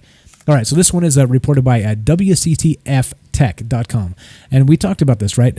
Is Face App just a gender swapping gimmick or an AI and privacy nightmare in the making, right? And this is what I'm saying, right? So Face App, here we go. Let's read just a little bit of this. When Face App initially launched back in 2017, it took the world by storm because of its capabilities. Granted, we have seen several apps in the past that could make you look old or young, but the accuracy and precision were not there. FaceApp, however, used artificial intelligence to do that, and the results were mind-boggling at best. Even when it was launched, a lot of security researchers raised concerns over the consequences of using this app. After all, you are uploading your pictures onto an app for it to use and run through its AI algorithm, but people still continued using it. After almost 3 years, the app has exploded all over Twitter, Instagram, and Facebook again. However, this time people are using the gender swap feature that uses AI to change a person's gender and present them with a picture that is very convincing and at the same time quite scary. Here you go. And so right there on the screen, you see an example. I'm not sure which is which, where it started and where it ended. I don't really know, but I haven't used FaceApp myself. But this is a little bit creepy, right? But basically, what you're doing is you're feeding your facial recognition data to the Russian government. That's what FaceApp is. Just FYI. Just FYI. So if you've got this and you're doing it, well, congratulations. Yeah, Congratulations. Let's try to avoid that if we can. Let's see. Okay. Let's see. Got some good comments here. All right. Okay. We're gonna keep on cruising here. Let's see. What's our time like? Yeah, halfway through. We're good. Okay. So if you guys want to be part of the show, have comments on any of this, you know what to do. 702-957-1037. Click the Discord link. You can find both the phone number and the Discord at troubledminds.org. Go there. Join the show. Say what's up. If you just want to call and say hi, you have show feedback, you want to talk about whatever. We're open to whatever. We're talking about aliens tonight and the disclosure process and how this Marco Rubio bill and TTSA and Unidentified Season 2 and maybe the Wilson memo and all this stuff. Like basically, we're talking about all that. So if you want to talk about that, even better. If you want to just say hi, give us show feedback. And maybe suggest a show for the future. You're welcome to. One more time, 702-957-1037. Yeah, troubleminds.org. You can find all that stuff. There you go. Okay, so let's see. So we got. All right, let's keep on moving here. Now this is gonna lead us down the way. Now to aliens. Okay, so now a couple of these, and we'll get to some really crazy space news, really crazy shit going on, and some more. We'll get to Trump and his comments and on disclosure and the rest of this. So there we go. This is reported by the SmithsonianMag.com, and let's see. Did I link it? No, I didn't. I'm about to though. Okay, so bright patches on Saturn's largest moon are dried up lake beds. New study tackles a 20-year-old mystery about Titan, the second largest moon in the solar system. Okay, look at that. Bright patches are dried up lake beds on the second largest. What does that tell you? Okay, new research suggests mysterious bright spots seen in the equator of Saturn's moon Titan may be dried up lake beds, reports Lisa Grossman for Science News. The new research published this week in the Journal of Nature Communications offers an explanation for a phenomenon first observed in 2000. Okay. So what the hell's going on here? There we go. I'm glad you like that, Kelly. I added that to my my talk show host repertoire when I just go blah, blah, blah, blah. Yeah, it's definitely troubleminds.org. Click the thing, do the thing, call the show, whatever. All right, here we go. I say it enough. I think it's funny. Okay, there we go. Bright patches on Saturn's largest moon are dried up lake beds. What does that mean? Liquid water, liquid methane, liquid life up there? What the hell's going on up there? Anyway, here we go. So this is kind of leading us down the path of there's life out there. Again, I believe there's life out there. Unequivocally, there is life. Okay, other than us. I don't think it's. I'm open to that debate if you doubt me, but it just seems like the universe is too big. The universe is too damn big. Okay, so there we go. So just there we go. Now we're heading down this. Now check this out. Now this is fantastic. Now this is what I was talking about last show when I was talking about the craziness of the science news that was kind of rolling out. Look at this. This is nuts. What's up, Robert? How you doing? Are we alone, or is there aliens around us? Exactly. I think we're not alone for sure. And yes, are there aliens around us? I don't know about that. We're going to find out, aren't we? Coming soon to a theater near you. Okay, astronomy.com. Check this out. Now I meant to add this to last show, but there was just too much stuff to kind of pack into it. So now this is kind of looking out to the cosmos, right? And kind of talking about aliens and the cosmos and like dangerous things and how actually vulnerable we are. There's a lot here. Okay, so here we go. This is astronomy.com. Wandering stars pass through our solar system surprisingly often. Think about that. I'm gonna slow down. I'm gonna read that slowly. Think. Wandering stars pass through our solar system surprisingly often. Okay. So that's not good. That is not good for us. If you get a wandering star rolling through the solar system, that could really mess everything up, right? We have this kind of perfect symmetry of orbits and Jupiter and the gas giants kind of blocking like some of this their gravitational signature blocking some of the things that might hit us, and like we have this kind of not just Goldilocks zone with our planet, but we have kind of like a Goldilocks solar system that kind of protects us from a lot of these problems. But if you get an actual wandering star pass through, it could fuck some shit up. Here we go. So every 50,000 years or so, a nomadic star passes near our solar system, they say. Most brush by without incident, but every once in a while, One comes so close that it gains a prominent place in Earth's night sky, as well as knocks distant comets loose from their orbits. And you see how that could be problematic. So here we go. I got this from this guy's fantastic. I've talked about him before. This is where I'm going to play these clips from. This is his name is Anton Petrov. He's got a YouTube channel called What Da Math. And if you guys like astronomy, like I said, he's an actual scientist, and he talks about this stuff and follows.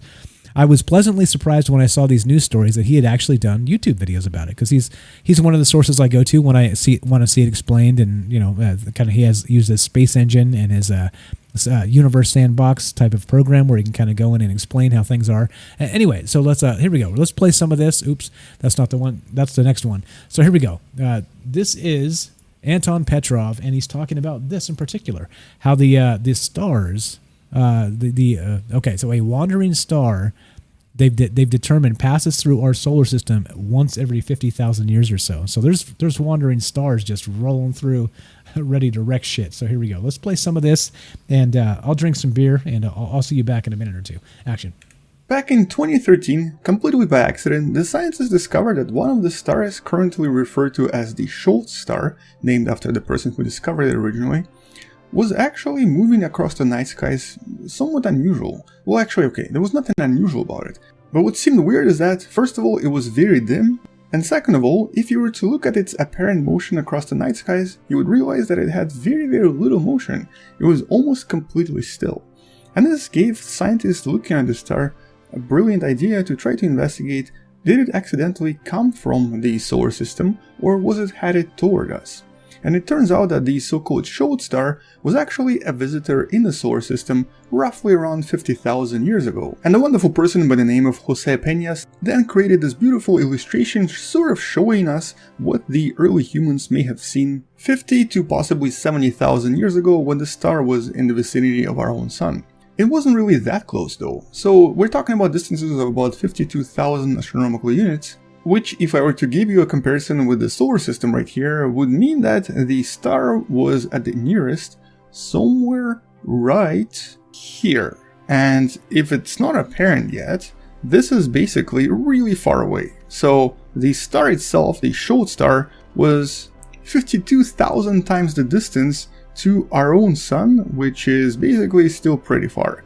But it did pass through the so-called Oort cloud. And that's of course the area where we believe a lot of the long-distance comets usually come from, and it also contains a lot of the leftover materials from the original creation of the solar system. Today we believe Oort cloud extends quite a far distance away from the sun, up to about 100,000 astronomical units, or almost 2 light years away from us. And any kind of a star or a really massive object passing through this area can easily disturb the orbits of these comets, and some of them will obviously leave the solar system, but some of them might end up coming closer to the sun and increase the chances of collisions with various planets. Oops, okay, so there we go. From an actual scientist, astronomer type that can, if you like the video, do check it out. I'm not playing the video itself because, well, sometimes it's better to curate the audio clips in advance. What's up, SoCal Brit? I see you there. Anyone know what that thing is at the bottom of Virgo? You can see it on Google Sky in infrared mode. I have no idea. I haven't looked at that myself. If anybody knows, somebody let us know. Somebody let us know. Again, this is live. If you want to be part of the show, 702-957-1037. Click the Discord, troubledminds.org. There we go. Okay, so that's Anton Petrov talking about these stars roaming through the solar system, which is not good. So let's go part 2. Let's just burn through this real fast, and then we'll get to the aliens. We'll get to the aliens right after this. Here's part 2 of the Nomad Star, and he's kind of explaining the rest of this and how the science works, and how this could really ruin our day. So imagine the headlines if this happens: the wandering star passing through our solar system. Here we go. Solar system. Here we go. Part 2 action. So when the Schultz star, which you can see simulated right here, passed through the Oort cloud back in the days when the early humans were walking Earth, there was a slight chance that some of the comets may have been shifted to come closer to planet Earth. But here's, I guess, the good news. Because of the distances involved here, it will take these comets up to about 2 million years to actually reach the inner solar system and even have a chance to come close to Earth. By then, well, I'm pretty sure we'll figure something out. And by the way, a Schultz star turns out to be not even one star, it's actually 2 objects. One of them is an extremely small in comparison to other objects red dwarf. This is one of the smallest red dwarfs out there. And it has a partner that's orbiting around it, and that partner is a T-type brown dwarf, or basically a failed star. Both objects altogether add up to approximately 15% the mass of the Sun, but individually they're really small. They're also kind of difficult to see, so even if you had a telescope, they would be pretty difficult and pretty challenging to discover in the night skies, because neither of these objects produces enough light, especially the brown dwarf. But some of the recent papers did a lot of statistical analysis and realized that these passages do happen quite frequently. We actually expect at least one of the stars come relatively close to the solar system every 50,000 years. With some of the nearby stars that you see right here eventually making it closer to the solar system to potentially disrupt the comets in the Oort cloud as well. Although most of them will actually never really come that close. Like for example, the nearby system of Alpha Centauri, the binary star system that's the closest to us, it's about 4.3 light years away from us, is going to come as close as 3 light years. But it's probably not going to be enough to disrupt the actual Oort cloud and cause any of the comets to come closer to us. Okay, so they're tracking these stars way the F out there, right? Way the hell out there. And so as a result, he's saying that if they do and they come knock the Oort cloud situation toward us and maybe make things dangerous, it's not for many million years because they're so damn far out and space is so vast that even moving at ridiculously fast speeds, it just takes for freaking ever for the star itself to get into the Oort cloud and then forever more for the object to come from the Oort cloud and hit us. So I think that's enough of that. That's part 2. Here we go. Critical Thinker says, take a poll. Let's take a poll. We're doing it. We're taking a poll. The question is, do you think alien life exists? Okay. And I'm putting this up on Facebook, but you can type it in any other chat and we'll add it to the poll here as we go.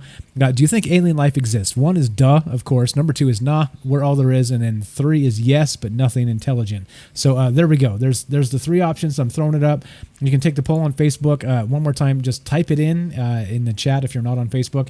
Do you think alien life exists? Yes, definitely, no, or yes, but it's just not intelligent. So tell us what you think. Tell us what you think, and then we'll keep on moving here and start talking about aliens, and the rest of this other business here.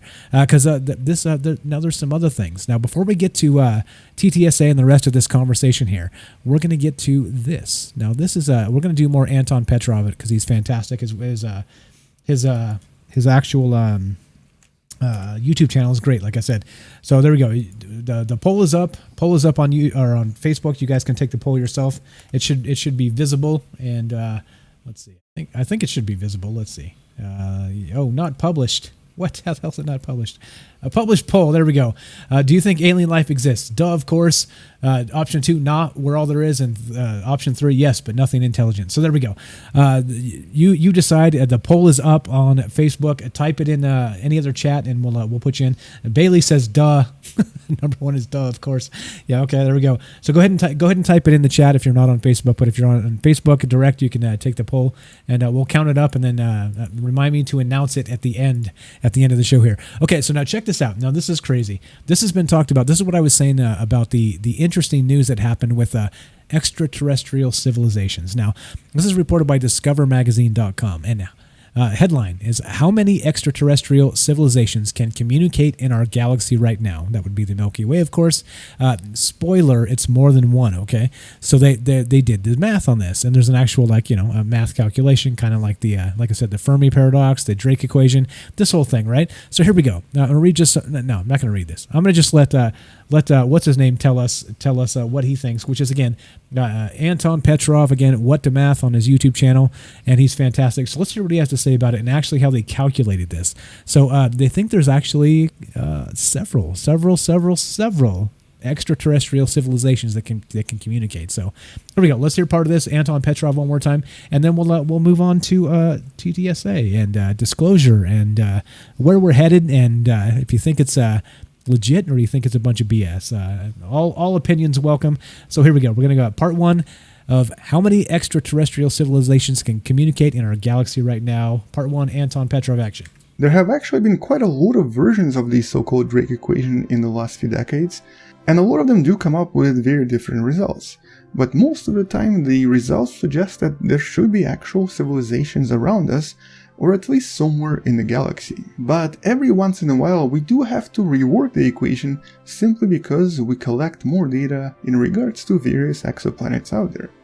As of 2020 we've discovered over 4,000 different exoplanets, and we now have a pretty good picture of how many different types of planets there are, and also what kind of stars usually have these terrestrial planets, and how many of these stars do often have terrestrial planets in the habitable zone of their planet. And using a lot of the modern data, the scientists behind this paper proposed that there should be around 36 different so-called CETIs, communicating extraterrestrial intelligences in the Milky Way galaxy. But why do they think so? How did they come up with this? And most importantly, why can't we hear them? A lot of their ideas are based on the modern understanding of the galactic formation and the formation of stars in different galaxies.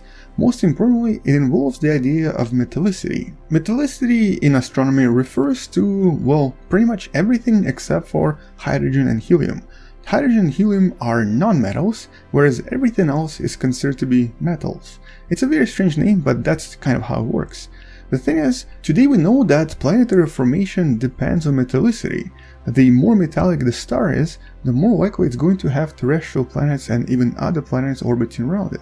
Stars that are low in metallicity will either have gas giants or might not even have any planets at all. And when it comes to metallicity in galaxies, today we even have this term known as the galactic habitable zone. Essentially, in a typical galaxy, we think that the inner part of the galaxy is not really habitable. First of all, it has low metallicity. Second of all, it's usually very active and has a lot of different flares going on, usually from the black hole itself. And most of the stars on the outskirts are the only areas where we can actually possibly find terrestrial planets capable of supporting life.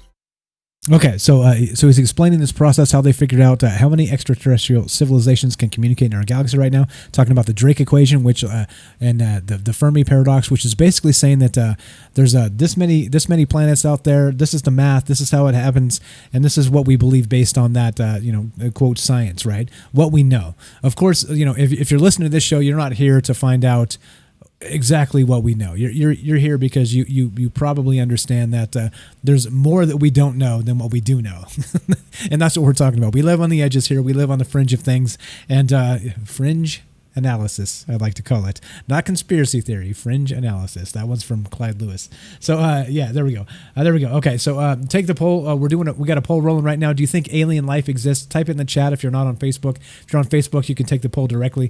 Do you think alien life exists? Duh, of course. Number 1, nah, we're all there is. Number 3, yes, but nothing intelligent. We got votes coming in, and just type it in the chat, and we'll add it if you're not on Facebook to the poll here. This is fantastic. Sherry says maybe all of them, maybe all 3. maybe all 3, who knows. Okay, let's go part 2 to Anton Petrov.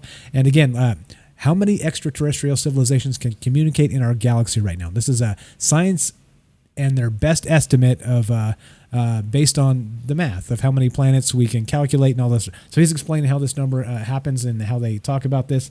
So let's go to part 2, and then we'll get to TTSA and the rest of this shortly after this. Couple more parts, and we're rolling. So here we go, part 2 action. So in order for us to find life somewhere, we need to be looking at areas of high metallicity and probably away from the black hole itself. All of this kind of comes into consideration when trying to work out this new Drake equation, the 2020 edition of Drake equation. And for this particular study, they took what we know about planet Earth to try to discover similar other locations somewhere in the galaxy where obviously similar conditions could lead to other life, similar to the one we have on Earth. In other words, they are looking at stars that are about 5 billion years old, or anywhere from 4 to 5 billion years old, and they're also looking at stars where habitable zones and metallicity are very similar to the ones in our own solar system. So basically, what the scientists behind this paper are trying to discover are the replicas of the solar system in our own galaxy. But there are actually a few more important features in this new formula that weren't really present in other ones. One of them is in regards to how long it takes for life to evolve on a similar planet, and here they try to keep it very similar to planet Earth. But the other one is in regards to how long a civilization can last, basically how long it takes for a civilization to survive and to stay technologically advanced before potentially going extinct. And this is really the important part here, because the scientists behind this paper make a very important assumption that it's very likely that many civilizations do go extinct. But before they go extinct, they make an assumption that an average civilization will have at least 100 years of communication using very similar devices to what we have here, or basically electromagnetic communication, using radio waves to communicate with the rest of the world, and of course the rest of the galaxy. So in other words, they make assumption that somewhere out there are similar species to humans that are trying to reach out and are trying to search for extraterrestrial intelligence, living on planets very similar to planet Earth, around stars similar to our own sun. And one of their more strict assumptions here is that their planet has to be about 4.5 to 5.5 billion years old, and they're also in a very similar stage of advancement and in a very similar stage of their intelligence to humans. There you go. Because of course, if they're way ahead of us or way behind us technologically, we probably wouldn't be able to contact them anyway, right? So let's say they're an alien civilization is way ahead of us, right? Like our signals may be too primitive for them to even like ping on their radar type of thing, right? So because they're extremely advanced, maybe they're bending space time, and so they're looking for other civilizations that are on their level, right? So maybe in that instance that we're knuckleheads. We're like we're not worth their time, right? Like we're like I think it was a Carl Sagan or so one of those famous astrophysicists kind of made the equation or at least the equated human life versus aliens to be us walking across an anthill, right? So like it's not interesting to us. Like, you know, like maybe if you're into ants and you're studying them and it's the first time you've ever seen an anthill, like you're interested. But then after you see one anthill after another, you just don't care. You can't communicate with them, they can't communicate with you, etc., so on, right? So it just depends. And so, right, so you could through many means destroy that anthill, but like what good does it do, you know? Like they're doing their thing, they're not bothering anybody, they're doing whatever they do, right? So like that's basically how you can kind of equate humans to aliens, right? Because maybe they're not interested in us. Maybe we're just so grotesquely primitive because we can't even get together on a planet-wide basis and take care of other humans, right? We're butchering people. We're trying to silence speech. Like all this garbage is going on. Like, would you be interested in that if you were an alien? I sure so wouldn't. So there we go. Real quick, Benjamin says, look up La Zona del Silencio in Mexico, Mike. I've seen that, and I do know about that, and we will do that in a show in the future. So definitely, I've heard of that, and it's pretty good stuff. Let's see. What's up, Tamarin from South Africa? Thanks for showing up. Sherry says all galaxies have a black hole. Yep. The supermassive in the center. Let's see. Kurt says I've always wondered about the center of our galaxy. Yeah, it's Sagittarius A is the black hole in the center of our galaxy. Look it up. Let's see. What else? Larry, how you doing, my man? How many worlds dimensionally breach a portal and their planet might be closer than the moon? That's I think that's completely valid. We're taking a poll right now, guys. Do you think alien life exists? Number 1, duh, of course. Number 2, nah, we're all there is. And number 3, yes, but nothing intelligent. If you're not on Facebook, go ahead and type in the chat what you think, and we'll read the results of the poll here near the end. But if you're on Facebook, you can vote direct, and there we go. All right, what else we got? What else do we got? Who am I missing? Let's see. Okay, we're caught up. Okay, now a couple more of Anton Petrov, and then we're going to get to the conversation. Tonight. We dabbled with it a little bit, but we're talking about how many extraterrestrial civilizations can communicate in our galaxy right now. And this will lead us into the next part of the conversation, of course, which is disclosure, which is the government, which is To the Stars Academy. And I hate to bring up Tom DeLonge, but he's a huge part of this conversation. And whether he's like a Richard Doty type, he's being used by the CIA as a disinformation stooge, let's say, or whether he's like really tip of the spear type guy and he's bringing about disclosure. Who knows, right? I think that's the conversation. I think it's important and worth talking about, no matter where you fall on that scale. So let's go up. Part 3, Anton Petrov, how many extraterrestrial civilizations can communicate in our galaxy right now? He's talking about the math and how they figure this out based on the science that we know currently. Part 3, and then we'll get to the actual conversation here in just a sec. Part 3 action. So if we take all of these numbers into consideration, we actually come up with a number that's about 36, with the lowest number being 4, the highest being over 200. And if all of them are equally distributed across the galaxy, this also means that the nearest such civilization to us is going to be at a distance of about 17,000 light years away, with the closest distance potentially being 7,000 light years. And this is of course where we have our resolution of the Fermi paradox. First of all, the number of active communicating civilizations will directly depend on how long they're able to communicate for. If on average a civilization is only able to send radio signals for about 100 years, we will probably find an average of about 36 active civilizations in the galaxy right now. However, if it's, let's say, 1,000 years, this number will go up to a few thousand civilizations. So this really depends on how long the civilization is capable of, well, essentially surviving.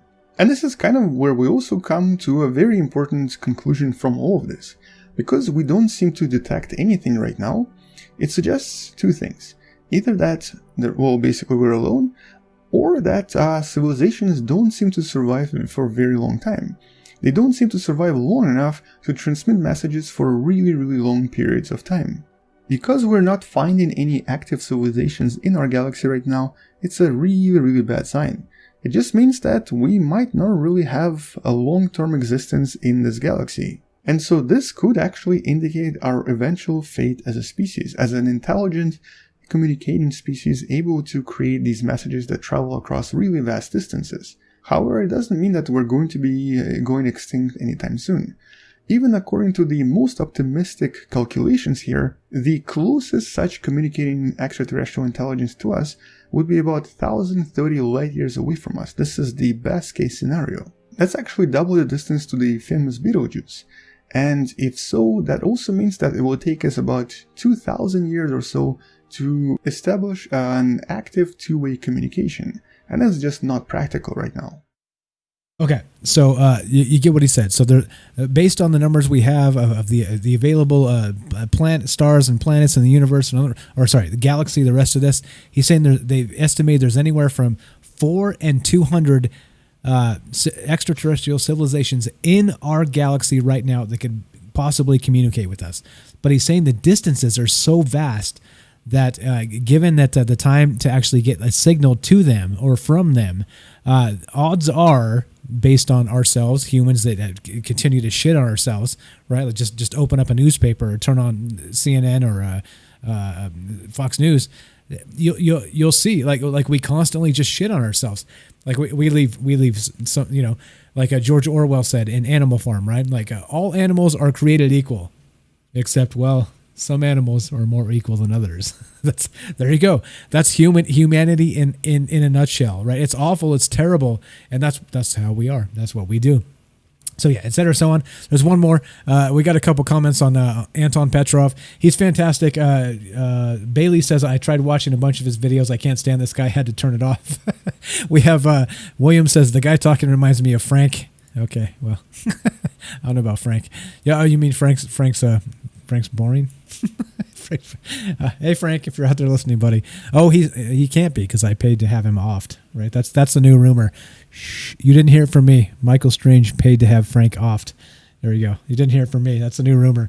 Okay, so last part of this, one more time. Think about it this way. The galaxy is so vast, okay? If you can't bend space-time and move quickly, like beyond the speed of light, then the actual odds of contacting each other are grotesquely huge.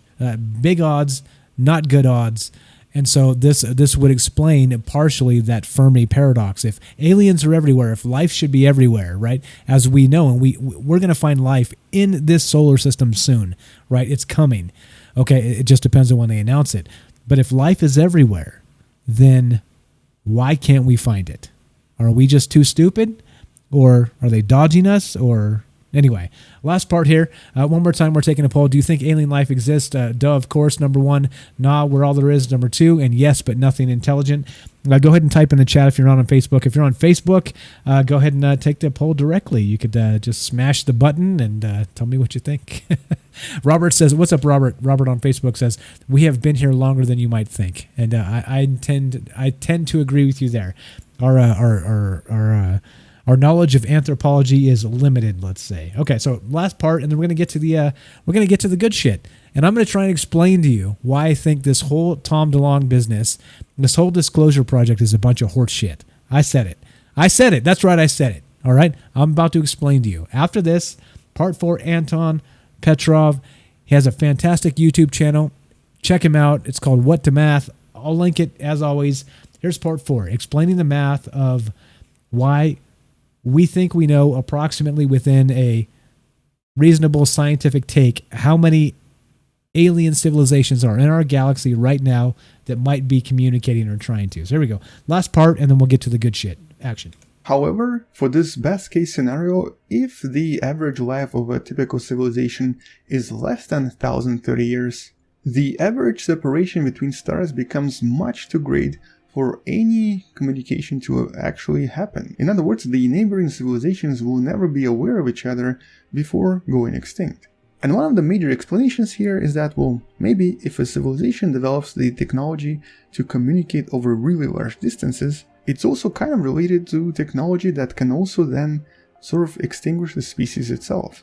In this case, what you're looking at right here, the rocket, was originally an ICBM. It was meant to be a destructive tool that would cause huge nuclear explosions across very vast distances, and it's really lucky for us that we were able to develop this destructive technology and create something useful out of it, and maybe some other civilizations were not as lucky. Maybe they actually ended up destroying themselves completely. But this is basically just one of the many explanations for why civilizations that develop communication might also be able to accidentally destroy themselves. And so this so far suggests that even though it's very unlikely that there are these really long-living civilizations that communicate for many thousands and even millions of years, it's quite likely, or it's quite possible, that civilizations with much shorter civilization lifespan might be all over the place. There could be up to 1,000 of them in our galaxy alone. But the assumption here is that life develops always the same. It's always very similar to how it developed on Earth, and it also always leads to the same advanced civilization that wants to communicate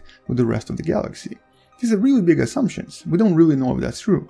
And even though technically a civilization can extend its life by moving to another planet, like for example, if we as humans somehow manage to move to Mars one day, we might be able to extend our existence a little bit as well. At least that's the assumption here. But the scientists in this paper speculate that even this might not really prolong the existence of a civilization long enough for the interstellar communication to occur and for one of the civilizations to be able to hear another. Okay, so there we go, right? Like, space is too vast, okay? So even though we have multiple civilizations that are probably capable of communication, there are different levels of different intervals of their technology, and so the time-space difference between us and them is huge, and vice versa. And so who knows, right?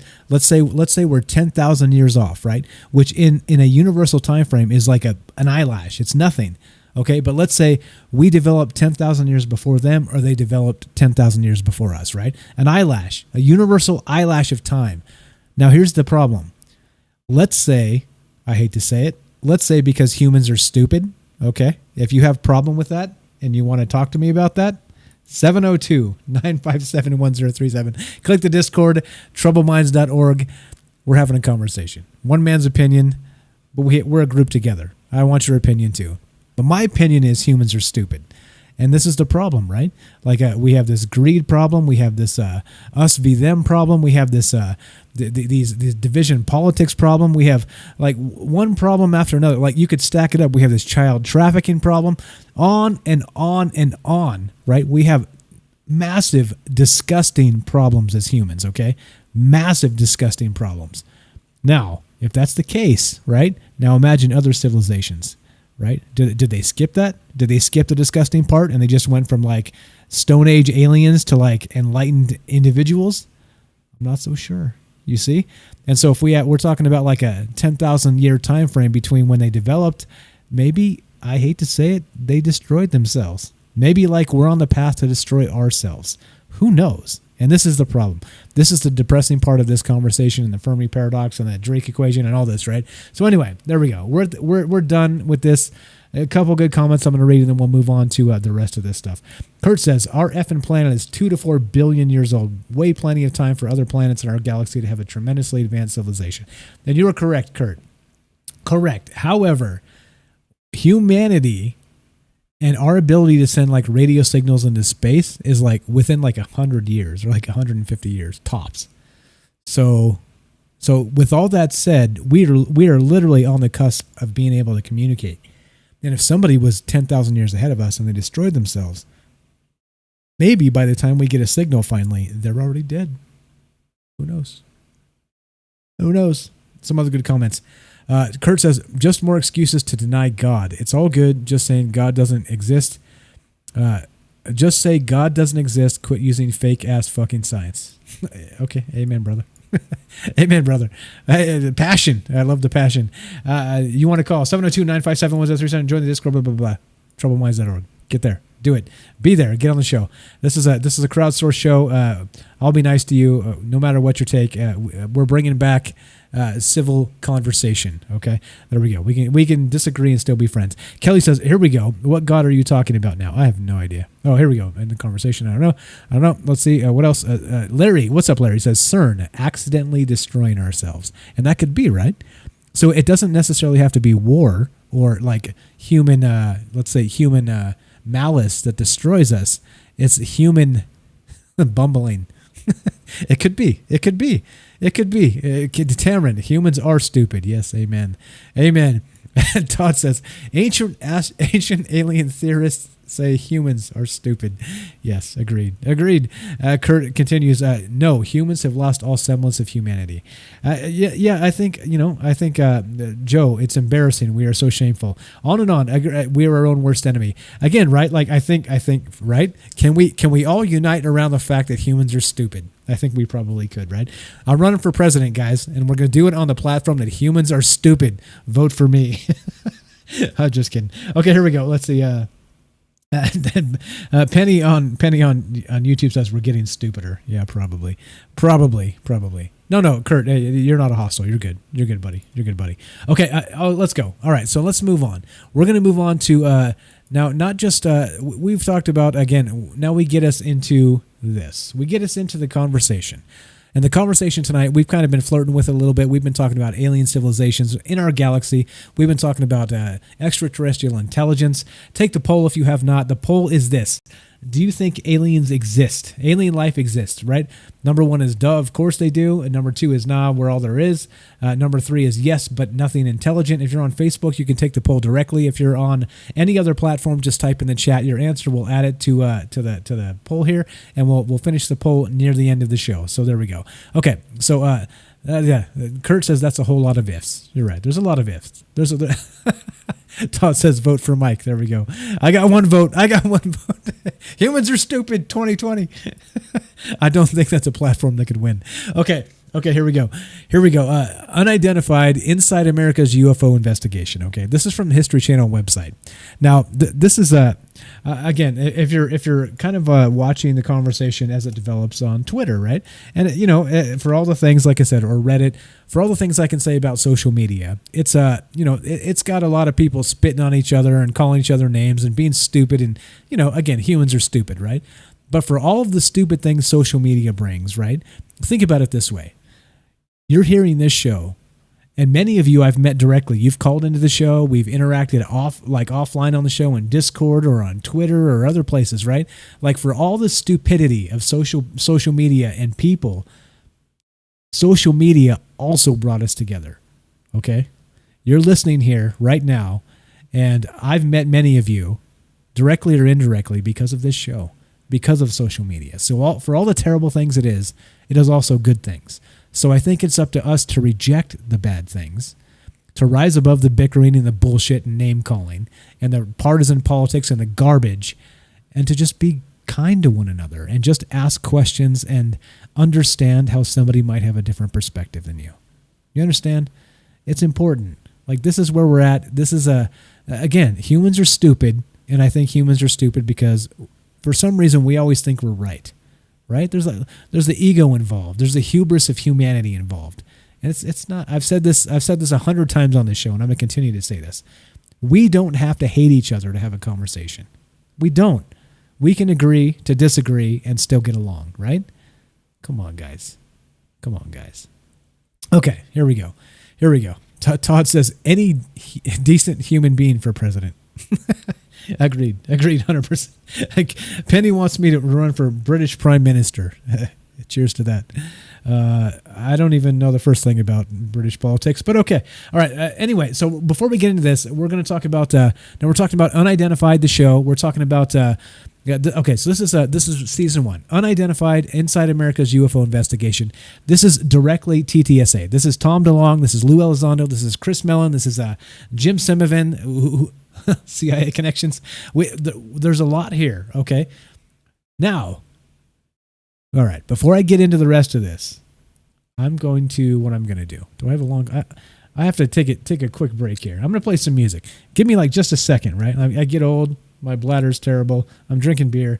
I'm going to play something. I'm going to play some music, and we're going to get into this. If you want to call, go ahead and queue up, and we'll take the call in a sec. 702-957-1037. We're going to call this an intermission. I meant to make a commercial today so I could, like slip off and take a leak without you guys knowing, but I didn't. So, well, now you know. So here we go. I'm going to play this music for just a little bit. I'll be back in like 2 minutes or less, and we're going to do this. Don't worry. COVID rules. I'll wash my hands. I'll be right back. Here we go. We're going to play this music. You guys, take this as an opportunity to go grab a drink, refresh your ice in your beverage, or maybe hit the bathroom yourselves. I'll be right back.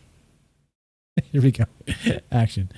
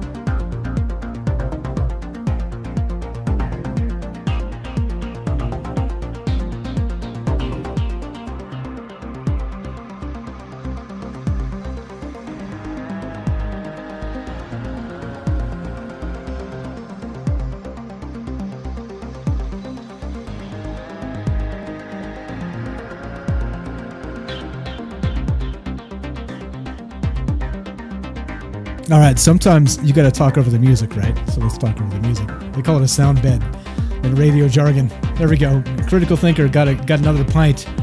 I did wash my hands. Don't worry. All right, here we go. I'm back, and I'm better than ever. You'll see. Here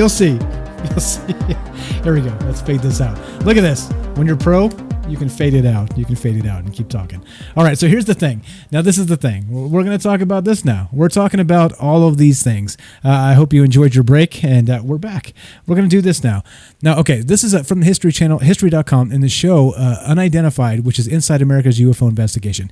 Many of us have seen the first season of this, and this is definitely... it disappointed me a lot. Okay, and I'll tell you why. So here we go. We're gonna link this now, and we're gonna do this. Let's see. Robert says, "Paul, where are you from? I'm in California. What's up? Las Vegas, man. Las Vegas. Okay, so now season 1 of Unidentified. This is Lou Elizondo, Chris Mellon, Tom DeLonge. These guys, right? Jim Simovan. There's a whole bunch of people here that are involved in this. And season 1 was 6 episodes here. And so let me read about the season. No. This is season 2. Okay, so in season 1, I'll sum it up for you, and why I was disappointed about this, and the conversation here, why I kind of get irritated with Tom DeLonge and his crew. Okay, because they have these 3 videos. Actually, I've got these 3 videos. Let's play some of these videos. I'm gonna just play this video. This one is the official Go Fast video. I'm going to just mute it and I'm going to play it in the background and keep talking. But here's the actual official video. I'm going to link it. And this is To the Stars Academy, right? This is their official exclusive or whatever the hell it is. I'm going to link this and you guys can check it out. And there we go. There we go. And now this is the thing, right? So this is, again, the content is chain and custody documentation to ensure preservation, blah, blah, blah, blah. F-18 Super Hornets. We've seen a lot of this before. There it goes. It's going, right? It's going. But here's the thing, right? So basically they had these 3 videos, one of which was leaked way previously to this. So, and they're taking credit for all 3. So if one was leaked way prior, years earlier than To the Stars Academy, then this is we have a problem here, don't we? We have a problem here. So anyway, this is a fast video. There's 3 of these. We're going to play them as we go.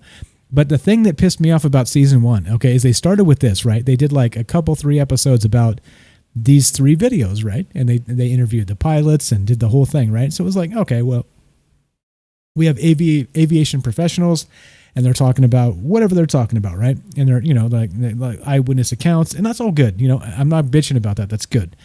Okay, but then you got into the second half of the season 1, and they started doing like old UFO shit. They started doing like they're like, oh, let's talk about Rendlesham Forest, right? We got a guy that was there. Let's talk to this guy, right? Then they started talking about, UFOs have been hitting, going after nuclear facilities, right? Like it's like, wait, what? I feel like I'm watching Ancient Aliens now, like, or I'm watching like that MUFON. Like I still think the best. It'll come to me. I can't remember, but there was like a really good series where they were doing like MUFON files, right? But so don't trust MUFON, by the way, because they'll just take your thing and monetize it. Take your story and monetize it. But anyway, so that's one man's opinion. Don't hold me to that. And I think I have to say, in my opinion, by my estimation, so I can't get sued. There we go. So anyway, here's another one. Here's another part 2. This is the FLIR 1. Okay, this is another video that was released. Okay, but then the second half of season 1 of Unidentified. Okay, on History Channel, this is the whole. Again, we've been talking about this shit for a year, guys, like a damn year, longer than that even. But here's the problem. Okay, so if we have 3 videos, that's the only thing new. Like Mike said when he called from Pittsburgh earlier, he said he doesn't think they have anything new, and I tend to agree. And the problem is, if Lou Elizondo actually was head of ATIP, for fuck's sake, he should have something new, anything new. Crying out loud. If we're going back to Rendlesham Forest and we're going to be talking about 1947 in Roswell, in the same UFO mythology that we all know about ad nauseum, why? This is not new disclosure. This is the same shit from yesterday and the day before that and the day before that, right? Okay, so let me settle down. Settle down, Mike. Settle down. Have a sip of beer. Settle down. But look, you understand what I'm saying, right? You understand? Like there's a thing here that seems to be suspicious to me, because we have 3 new videos, right? Quote, quotation mark, air quotes, new. 3 years later, we have nothing else. We've done Art's Parts, okay? Metamaterials, Linda Moulton Howe, right? Art Bell. I'm not denigrating those guys. I'm not shitting on them. I think they're fine people. God rest his soul, Art Bell, etc., right? Except, why? If this is a new disclosure project and this is all we have problems, yes? Would somebody please agree or disagree? Whatever. I know you're out there doing it one way or the other. Okay, but here we go. Now check this out. This is important. Now, okay, so here we go. This is part 2. This is the FLIR 1 footage, and it's very similar, right? You get these guys flying. They get the FA-18 Hornets. They're zooming in on these things. They don't know what they are. They're called Tic Tacs. They're moving it like against the wind at this fast, and they're definitely moving faster than any terrestrial craft can. I've got a theory on that. We're going to talk about that in a sec. But this is the thing, right? So if we have a disclosure guy that came from he says he worked for ATIP, Advanced Aeronautic Threat Identification Program. No, not aeronautic, Advanced Aerospace Threat Identification Program. He was the head of this. How on God's green earth do we not have new information now, 3 years later? There's a problem, right? suspicious. Okay, so there we go. Here we go. Here's the last one. This is called this is Gimbal. Okay, I'm playing these again. I'm just going to keep talking, but these are the things. These are the thing. I'm playing them. It's important if you guys haven't seen these that you see them now. I'll link all of them. Again, you can follow up on me. My sources are transparent. I'm transparent. You can call me right now and stop me and say, "Stop it, Mike! Stop it! You're ruining my UFO dreams." Fine. That's okay. I'm sorry. I don't mean to do that, but I'm willing to take your call and talk about it and be nice to you. The point is, what's happening here? Doesn't it seem manufactured somehow? So, Unidentified Season 1, like I said, did these 3 videos. I'm playing them as we go. You guys can see them yourselves. They're all very similar. They got the Tic Tac UFOs that we've all talked about. They're doing advanced maneuvering that terrestrial aircraft cannot do. Okay, they show up on radar. Some of them are only in infrared. The FLIR, forward-looking infrared, FLIR. See, this is what I mean. You do this long enough, you start to know the terms. You've seen these videos 100 times. You get the arguments about this is a seagull, this is a this is a that. You've heard it all, right? Like, it's good. It's a good thing that I'm no longer a noob, right? Maybe I'm like a noob +1. But the point is, what's going on here? What are we actually looking at? Are these actually UFOs? Are these alien intelligences, intelligent entities, flying craft that we cannot see with our visible eye, but we can see in an infrared spectrum somehow, right? Okay. All right, let me settle down. Is everybody properly settled down? Okay, I am. Let's assume I am. Let's assume. Okay. Anyway, right? Okay. Now let me tell you what I think about this real quick. Okay. Now here we go. Like I said, I'm looking forward to seeing Season 2. Now the reason why this UFO conversation is kind of coming to a head here, and people are, it's like it's a new thing, right? It's like it become a new thing again. All right, is because Season 2 of Unidentified is coming out, right? We have people saying the Wilson documents are real, the Wilson memo, going back to the MJ Majestic 12 documents, saying they're real. Like a lot of this stuff has been, quote, debunked, right? Okay, except I have what I have to look at now. And so we're looking at what we have now, and it's these guys, TTSA, To the Stars Academy, Tom DeLonge, Lou Elizondo, etc. The 5 guys I like to call them. Now look, this is the thing. 5 Guys is delicious, by the way. Okay, so this is what I'm saying. Let's go to this. This is from Wikipedia, all right? And so I'm like, all right, they have the first 3 episodes of Season 2 of Unidentified, okay, from TTSA. And so here's the first one, right? And again, this is driving me insane already. This is going to premiere July 11th, 2020. And the first one is called UFOs in Combat. Huh. Where have we heard that before? Isn't there a term called the Foo Fighters? Isn't there like the Vietnam situations where we had apparently UFOs attacked I think a French boat in a river in Vietnam? I mean, UFOs in combat. I've seen this before, right? So literally, if they regurgitate the same shit that we've seen before at this point, where's the new? For crying out loud, this dude says he worked at the top of this ATIP program in the government, and we have nothing new, right? Are you kidding me? If I get episode 1 on July 11th and there's nothing new, I'm going to be furious. Well, I'm not really, because I'm expecting it, to be honest, because we've been here before. All right, number 2, the Triangle Mystery, right?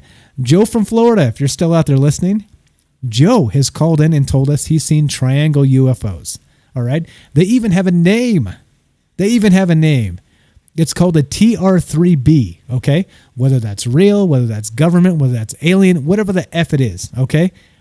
The triangle. Really? Okay. So I haven't even seen these episodes, and I can kind of tell you what they're about, right? Just by the title. I hope I'm wrong. Probably not. And then it gets better. Old UFO tropes. Season 2, Episode 3, UFOs versus nukes. Are you fucking kidding me? If this isn't new information here, what are we doing? Really? Am I upset for no reason? I'm not really upset, because I can still laugh at myself. Todd says, same shit, different show. Right? It seems like it, doesn't it? Doesn't it? And he says, nothing new because the aliens know we are doomed. Sherry says, can we get better disclosure in our backyards? Oh, we can get better disclosure in our backyards. Yeah, right? Look up to the sky. Look up to the sky. And this is the thing, right? And so a lot of the UFO community, I say this shit on Twitter, and people are calling me names. Son, I haven't followed it close enough. You don't know what you're talking about. TTSA is on the tip of the spear of disclosure. You're a moron. You have no... Really? Really? I don't know. I've followed this closer than most people. I'm on a record following this closer than most people. Yeah. Okay. Just saying. What's going on here? If I can tell you what these episodes are going to be about before they even happen, this is not new. Okay. I hope I'm wrong. One more time, I hope I'm wrong. Okay? A couple more comments here. We got some good comments on YouTube. I'm going to go there in a sec. Larry says, exactly, Mike. Like the Brazilian crash went quiet really fast. Let's see. Tamron says, Gaia claims to have new info all the time, but you have to sign up and pay monthly. Exactly. Todd says, all about the money, not the information. Yes. And Kurt says, no, they're fallen angels. All right, I can buy that. Todd says, how dare you? Yeah, okay, how dare I? Oh, wait, hold on. This is for Em and the Spook and for Todd. Yeah, I did it. How dare I? How dare you? Yes, correctly, exactly. You guys know my sound clips I already got queued up. Darius, what's up? Moo, how you doing? Thanks for showing up tonight. Yeah, Kurt says Italian attack helicopter. Old news. And they put it in their damn show. Todd says Vietnam was a clusterfuck. Yep, agreed. Agreed.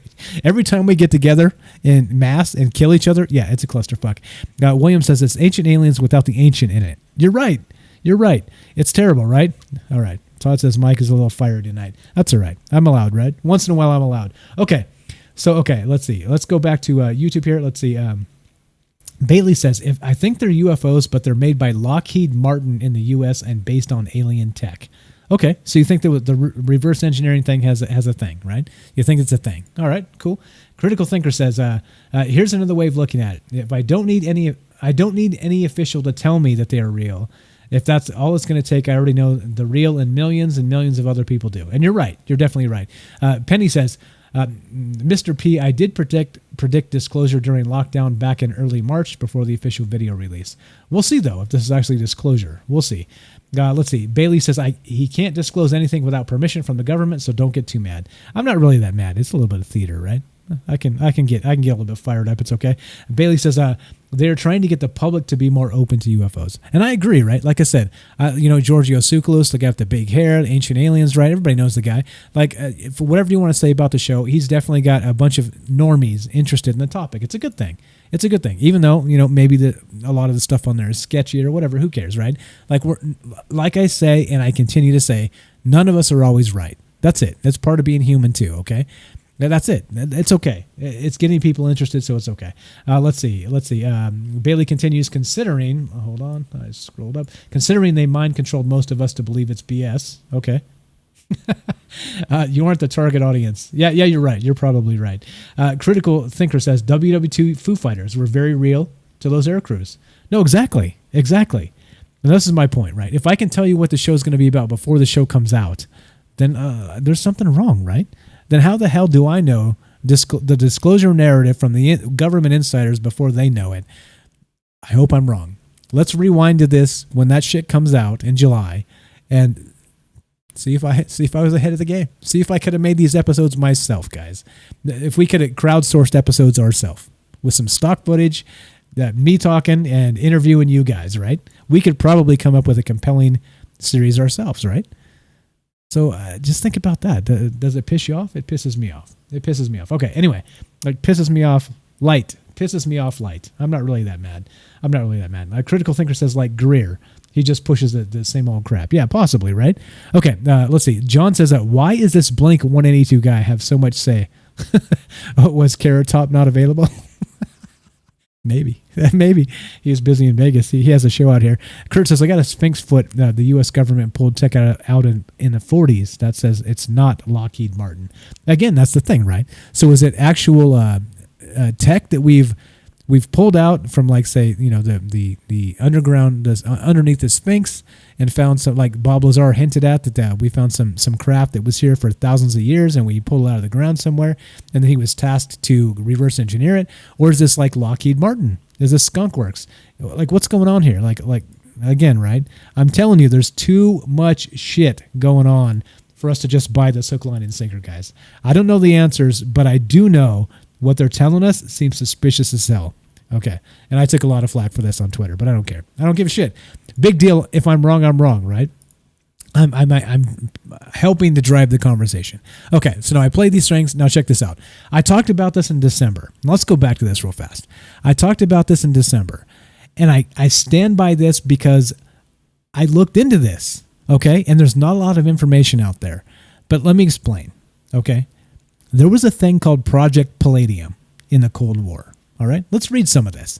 I did one show that got broken half, so it was two halves of a show, in December of 2019.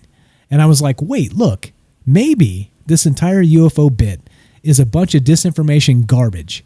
And the entire reason for it is to obfuscate some sort of highly advanced radar spoofing technology so that it throws counterintelligence off the trail, right? You see anyway, here we go. Let's read some of this. This is from abovetopsecret.com. I'm going to link this. You guys can follow along if you like. But I did talk about this already. And the reason I'm bringing it up again, now check this out. There's another source that came out recently that sort of corroborates this. All right? I can be fiery tonight. We're good. Okay, so here we go. UFOs in the Cold War, Project Palladium. This is from Above Top Secret. I linked it. Here we go. I'm going to read some of this. And not only that, this is amazing. So I use this, never mind. Boring details. The modern age of the UFO runs along parallel to the history of the Cold War. Both began shortly after World War II during the late 1940s and continued for 4 decades. Those years produced the majority of classic UFO cases that fill books, websites, and TV documentaries with most of their content to this day. By the early 1990s, the Cold War was over. Shortly afterwards, the last flashes of that classic UFO age also seemed to blink out with the Phoenix Lights in 1997. All right? Now, hold on there. Hold on. Before we do this, we're going to go to, I got so many clips we're going to play. So we did the Lou Elizondo one. We're going to do this. Before we do Project Palladium, I'm going to play Michio Kaku, and this is from he's one of the most media-friendly astrophysicists. Let's play a few clips from him. I'm going to refill my beer, and then we're going to talk about Project Palladium and how I think that maybe we've been had all along. And the reason why is because they're trying to hide from us and the world, the rest of the world, what's actually happening with DARPA and with radar spoofing technology. All right, here we go. So I'm going to play part 1, Michio Kaku, talking about not just the Drake equation, but how big the universe is and life. So here we go. I did these clips up. We may as well listen to them. We got some Trump clips that we're going to play at the end as well. Trump talking about UFOs. There's 3 different clips. He kind of gave 3 different statements. We can read into that what we will. Here we go. Michio Kaku talking about aliens and the universe. I'll link the source to this as always. I'll find the name in just a second, but let's play this as I refill my beer. Cheers, guys. Thanks for hanging out. You guys are the best. I'm fiery tonight. If we go long, we got to go long because we got to get this in. It has to be said. Nobody out there is trying to say this thing. Trust me. Like, I think this is the craziest part, right? You go to social media and everybody's like, aliens are real. Aliens are not real. Aliens are this. Aliens are that. I have an actual theory. Right, wrong, or indifferent, I've got a theory here of what's happening. So here we go. Let's hear what Michio Kaku has to say, and then we'll get to Project Palladium and the theory I have. So here we go. Part 1, action. Let's do a science experiment tonight. Go outside. Go outside at night, look up, and you'll see the Milky Way galaxy. And you wonder, how many stars are there? Well, we know the answer. The Milky Way galaxy in our own backyard has 100 billion stars. And then multiply that, reduce that number by the number of stars that have solar systems. Reduce that by the number of solar systems that have planets. Reduce that by the number of planets that have oceans. Reduce that by the number of oceans that have microbial life. You get the point. And that is, with a series of assumptions, you can calculate how many civilizations there are in the Milky Way galaxy.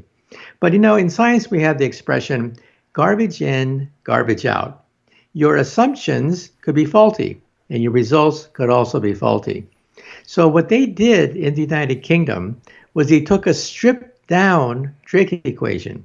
They took the minimum assumptions of the Drake equation, and that's where that number 36 comes from. They assumed that a star has to live for at least 500 million years, because our Earth, of course, is about that old. And then they had to make assumptions that the star had planets, had enough material to create planets, and enough material to create a civilization that would last 100 years, so they would discover radio telescopes. And that's where the number 36 comes from. However, if you juggle Drake's equation even slightly, you can get all sorts of numbers from it. Carl Sagan thought that you get maybe 1 million intelligent civilizations in the Milky Way galaxy from Drake's equation. So, like I said, garbage in, garbage out. It got me pouring a beer. Garbage in, garbage out, which means this beer I'm drinking is probably garbage. So you guys can just skip the details and just say Michael Stranger garbage. Okay, so you get the point, right? There's part one. He's kind of describing why there's all the life in the universe. Hold on, we're gonna part two. We're gonna burn through this and then we'll get to the rest. Like I said, I've got too many good clips here to leave them out. So this actually was supposed to go between the two Anton things, but whatever. Sometimes you get out of order because, well, whatever. We're human. We're all human and we can be wrong. Here we go. Part two of what Michio Kaku's saying. I'll link where this came from. I'll tell you somebody radio or something on YouTube. Anyway, here we go. Part two, action. First of all, I get a lot of these sightings in the email, and about 95% of them can be dismissed as radar echoes, weather anomalies, weather balloons, meteorites, and natural phenomena. The last 5%, however, will make the hairs on the back of your head stand up, because they are multiple sightings by multiple modes from credible witnesses. Not just one person saying, look, Martha, I see something up there. Nope. We're talking about Air Force pilots, not one, but many of them, simultaneously using sight and radar to lock onto these objects. So what can they be? Well, after crossing off all the list of possible candidates, I think there are only two that are credible. One, of course, is that maybe they are extraterrestrial, maybe from a type 3 civilization that can easily cross over thousands of light years across the galaxy. But there is a second possibility, and that is these are hypersonic drones. You realize now that the Chinese, the Russians, and the Americans have now admitted publicly that they've been working on a secret form of weapon for the past 10, 15 years without telling anyone. These are hypersonic drones which can maneuver in the atmosphere. Now, our missiles are ballistic missiles. Once you fire them, you simply cross your fingers and they land where they land. They're ballistic. But these drones are maneuverable. They have special rockets that allow them to evade a Star Wars defensive shield. And that's why they were invented. Some people think that, yes, they travel between Mach 5 and Mach 20, and maybe, just maybe, they could be secret weapons devised by the Russians, the Chinese, and the Americans. Okay, so you get what he's saying, right? He's basically breaking down, there's a shit ton of possibility of alien civilizations out there based on just the math alone, right? Again, he's a notable astrophysicist, very media friendly. At some point, hopefully we'll get him on this show. But you hear what he's saying, right? But then he continues, right? So it's either, right, by his estimation, it's one of two things. It's aliens, right? Or it's us. Okay? It's us doing things that are not really as advertised just yet. And he says drones, unmanned drones, okay? And I think he's wrong on both counts, and I'll tell you why in a sec. We're going to get back to Project Palladium, but let's finish Michio Kaku and what he says. So he's talking about, again, anyway, I'll let him tell you. I'm not going to, let's hear his own words. Part 3, action. Well, most of the hypersonic missiles are simply ordinary ICBM ballistic missiles. You fire them, they attain around 18,000 miles per hour, and then they land on the Earth. The difference here is in the final few minutes before impact. At that point, they begin to fire a new set of rockets, which allow them to maneuver and evade any incoming Star Wars shield. That's the advance. Before then, rockets that were sent this way would misfire. They would spiral out of control because maneuvering at Mach 20 is not an easy feat. Very easy to spin out of control when you travel 20 times the speed of sound. But the Russians have claimed now that they have an operational system which does exactly that. Zigzag as it goes back and forth. Now, it turns out that these UFO sightings also zigzag, and you can calculate the centrifugal force inside that capsule. We've done that. It would be enough to crush any organic matter inside that rocket ship. So if the UFO is really extraterrestrial, it means they're probably drones, because no organic material can withstand the enormous centrifugal forces of a zigzagging missile coming in at Mach 20. And so they're probably drones. Whether they're extraterrestrial or military, we can debate, but they're probably drones. Okay, so you see what he's saying, right? He's got one of two conclusions here. And again, he's a smart guy, he's an astrophysicist, but he's not a military guy. He's not a generalist, right? He's what you would call a specialist. We have the specialist versus the generalist, and I am now dubbing myself a generalist. So I'm gonna counter that in just a sec. One more clip from Michio Kaku, and we're gonna go to Project Palladium, and why I think it basically what we're seeing is neither of the things he said. It is not aliens, one, and it is not drones. All right, here we go. Last part from him, and then we'll get to Project Palladium and why I think what I think. Back to December, if you were watching then, you know exactly what I'm about to say, because I went through this pretty in-depth and talking about Project Oxcart, the SR-71, and the rest of this. Yeah, you'll see. But not only that, so I'm not just regurgitating bullshit from December. There's an article that came out, like I said, that ties all of this together. Some guy linked it to me on Twitter today. I'll tell you who he is. And I was like, holy shit. That's exactly what I said in December.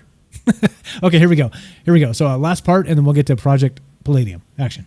Well, in 1966, at the height of the race to the moon, the Apollo space budget consumed 5% of the entire federal budget.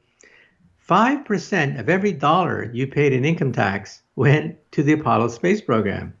That's incredible. That's unsustainable. And sure enough, the whole space program collapsed as a consequence, and NASA became an agency to nowhere. Well, now the price of rocketry has dropped significantly. Rockets are now reusable. That's one of the legacies of Elon Musk of SpaceX.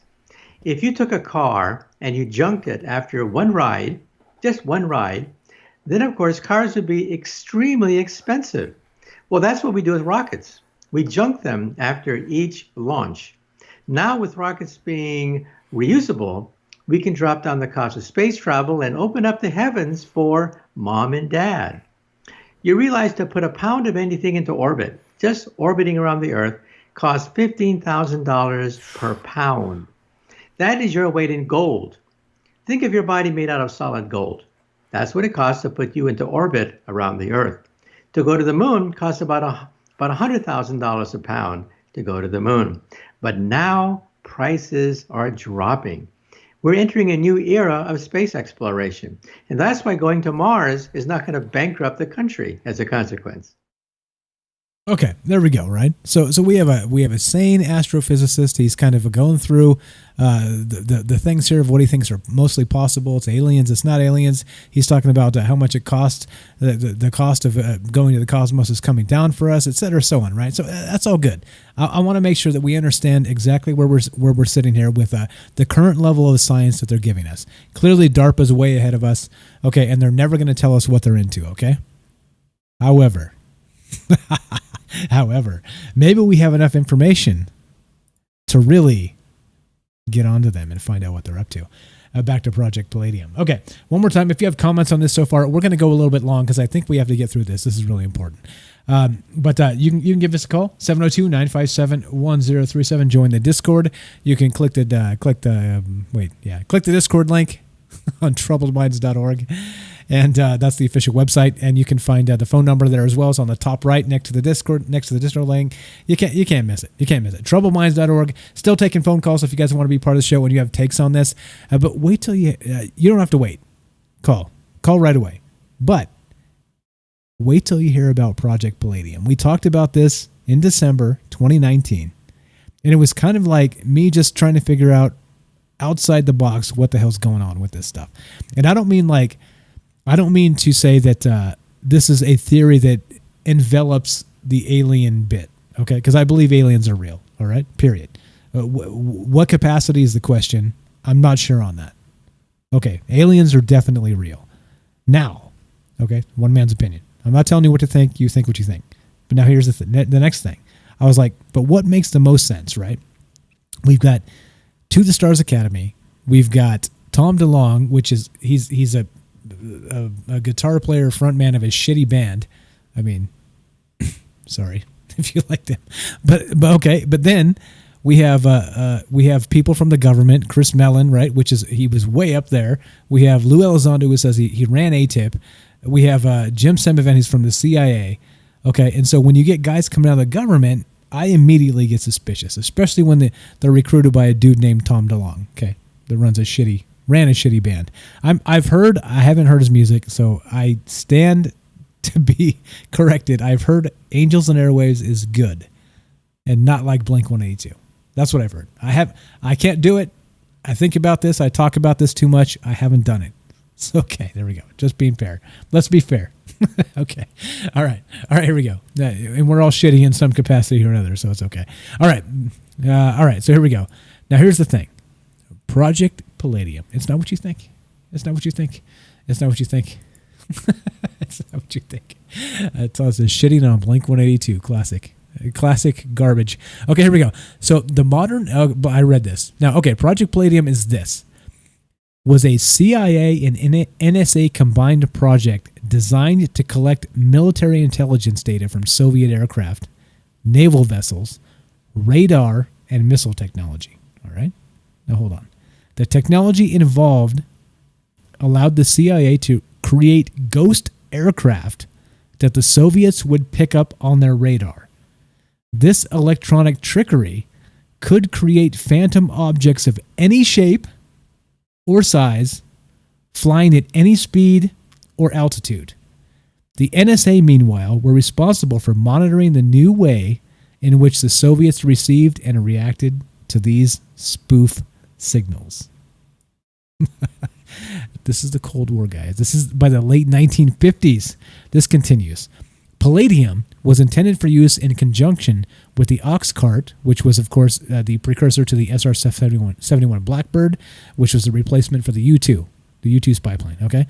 So Palladium would emit the false signals to confuse enemy radar, whilst stealth technology would reduce the Oxcart's radar signature to a small blip. The end result being a very confused enemies during spy plane missions. All right, right? So, like, we were doing this in the 50s. Hey, guys, we were doing this in the 50s. Hold on. Now, check this out. I'm telling you, like, people are going to shit on me out there. They're going to be like, Michael Strange says there's no aliens. Right? They're already doing it on Twitter because I dropped this out there, right? And, like, there were some people that were like, yeah, whatever. Like, fuck off. Like, you don't know anything about anything. I don't know, though. Like, I think I've been here for every show. Many of you have too, but many of you have not. But I've been here for every fucking show.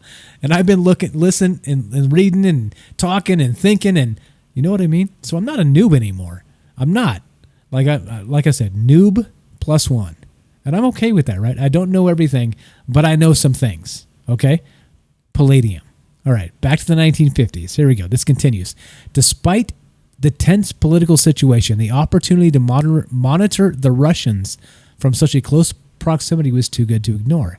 So Project Palladium was deployed on a Navy destroyer during the Cuban Missile Crisis. How long ago was this? Right, this is a long fucking time ago. This continues. The objective was to confuse Cuban radar whilst the NSA would study how the Cubans and their Soviet military advisors responded. A CIA team would create a radar ghost approaching Cuban airspace. Then a U.S. Navy submarine lying off the coast of Havana Bay would surface and launch different-sized metallic spheres as the Ghost aircraft approached their position. This would in turn prompt the Soviets to activate their radar defenses. Then the NSA boys monitoring communications would be able to identify the strengths and weaknesses of the Soviet equipment. Okay, hold on. Trust me, I'm going somewhere with this.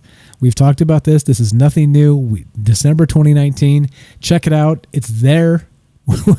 I was less good because it was 7 months ago. I'm better now because I can, speak better and, not burp in the microphone and shit like that. But watch. In one incident, Cuban fighter planes scrambled to intercept. Okay, now they're intercepting these Ghost aircraft that are being projected by this Project Palladium with the NSA and the CIA. Okay, radar spoofing technology, I say. It continues, this article. Our friends at the CIA kept their Ghost aircraft just beyond the range of the Cubans. Then, when the NSA team identified a Cuban pilot preparing to engage his weapons, they switched off the Palladium system. Think about that, right? So you are a Cuban fighter pilot. You think you have hostile craft in your airspace, right? You move to intercept. You turn on your weapons, and the thing vanishes right off of your radar. Does that sound familiar to anybody? Yeah. It sounds familiar to me. What's up, Zed Krios on Mixer? I see there. You should probably find us on somewhere else because Mixer's about to die. Thanks for following. No, this is the thing though. Look, trust me. I'm telling you, there's something to this. I said it then, and I stand by it now, and I'll tell you why. New information has surfaced. What time do we got? It does. Bailey says, this doesn't explain the videos, Michael. You bet. Oh, you bet your bippy it does. That's from my grandpa. He used to say that. Look, it does. Hold on. There's more. And I just want to explain a little bit more about Project Palladium. And again, now, just think of it in these terms, okay? You're right. So that in and of itself doesn't explain the Tic Tac videos, okay? You're right. You're 100% correct in that. Thank you for saying that. At a particular time, I need it because somebody needs to slow me down. Now listen. Project Palladium was in the 1950s. Okay? 50s. How many years ago? 65 plus years ago-ish, right? That's a long damn time. So what do you think if we had radar spoofing technology then? What do you think is happening now? And I said it then in December. And I was like, again, I didn't know. It was just like, wait a minute. If this is the thing, then what the hell are we doing now? Are we creating these UFOs out of thin air to spoof radar and freak out enemy pilots? And I talked about it then. And I was less sure about it then because I was just like kind of throwing it out there, right? Kind of what I do, right? This is what we do here. We kind of talk about things. We try and figure things out. We see what's out there and what's been leaked. And let me challenge you this. Just so you know, go into a search engine and type Project Palladium and see what you get. It's pretty slim. It's pretty thin. All right. If I'm wrong, let me know. I've looked into it myself, so I already know. Here we go. All right. So blah, blah. Here we go. Here's another one. So we have Soviet pilots. We have, hold on. I'm going to get there. This is Palladium in the 50s. I'm about to get you to the 2015 version of this. Now think. If this was going on in the 50s and we were able to fool enemy pilots with their radar with spoofing technologies that look like a UFO of sorts, what do you think we're doing now? Here we go. All right. So this is topsecretwriters.com. I just linked it. Project Palladium had Cuban pilots chasing UFOs. I just talked about that. Blah, blah, blah, blah. Then anyway, so here we go. We're going to blow through this now. Here we go. There's more. This continues. Hold on. 24,700 results. Okay. All right. 24 million. So, all right. Go ahead. I couldn't find all those results. Okay. So anyway, Call me knucklehead. Maybe I don't use Google. That's probably part of it. Okay, anyway, here we go. So we have aviationtrivia.blogspot.com. As part of the broad-reaching program of electronic, I'm going to blow through this. Everybody, this is going to be Michael Strange fast talk. All right, so everybody, like, fasten your seatbelts. Here we go. As part of a broad-reaching program of electronic intelligence to support the A-12 Cygnus, a highly classified program called Palladium was established to test the sensitivity of Soviet radars. Palladium was a special electronic transmitter that could project a false target onto the Tall King and Spoon Rest radar systems. Technicians could adjust the Palladium signal to present varying targets of RCS values. Okay, anyway, blah, blah. We talked about this. Okay, so they're spoofing radar, all right? Got it, right? Got it. Here we go. I'm going to drop the other links where this came from. I talked about this in December. Hold on. Trust me. This has a new end. Here we go. Million. I said million, Bailey. I said 1,000 first. Now I'm million. Here we go. Okay, here we go. Now, this is from The Drive, right? Warzone. We talked about this in December. Link in this shit. Trust me. Watch this. We're getting somewhere with this. This is not what they're telling us, okay? This is my opinion right now. Prove me wrong. Tell me all of this tic-tac shit. Tell me Tom DeLonge. Tell me Lou Elizondo. Tell me Christopher Mellon. Tell me these guys are not a CIA op. I'm making the case right now. This is not aliens, and I'm not saying aliens don't exist. I'm saying aliens exist, but the narrative they're giving us is not aliens, okay? Now here, I linked this. Area 51 veteran and CIA electronic warfare pioneer weigh in on Navy UFO counters. This was November 25th, 2019. We talked about this in 2019 Christmas. Hold on, I got some things real fast. Okay. Though descriptions of balloon-based metallic spheres sound somewhat similar to eyewitnesses' accounts of UFOs, this guy, Potiat, explained that the different size spheres were used to detect Russia's radar cross-section detection capabilities and not to try and fool the Soviet Union into thinking they were seeing a flying saucer, all right? So they were not trying to fool them. It was an accident that they realized through additional intelligence that they thought they were seeing a flying saucer, you see? So if this is in the 50s happening, this guy was in the government. His name is actually this. Hold on. Let me get you his real name. It's in the article, so it's not. I don't have to do this. Because, that's just the way it goes. Right? Like, you can look it up yourself. I'm backed up by sources. I don't have, Anyway, I linked it. I'm going to link it. Let's see. Where's the guy's name? Potiat is his last. We're going to go with that. Potiat, Poteat is his last name. He worked during the Cold War with this technology, okay? And the goal was not to try and fool the Soviet Union. First we talked about Cuba, now we're talking about the Soviets, and that was not the goal, okay? Except through additional intelligence, they somehow found out that the Soviets were seeing UFOs on their radar, okay? Foo Fighters, anyone? All right, this continues, right? It continues. Okay, here we go. Undeniably, there are some conspicuous similarities between the USS Nimitz in 2004 and the USS Roosevelt in 2014-2015. Carrier strike groups began to encounter strange, unknown aerial objects. Namely, these encounters occurred only after the groups had begun using a host of brand new and highly sophisticated technologies, both of which the Warzone was first to point out. All right? There's links here. Again, I put the link up. The Drive Warzone is fantastic. Tyler Rogoway, those guys are amazing.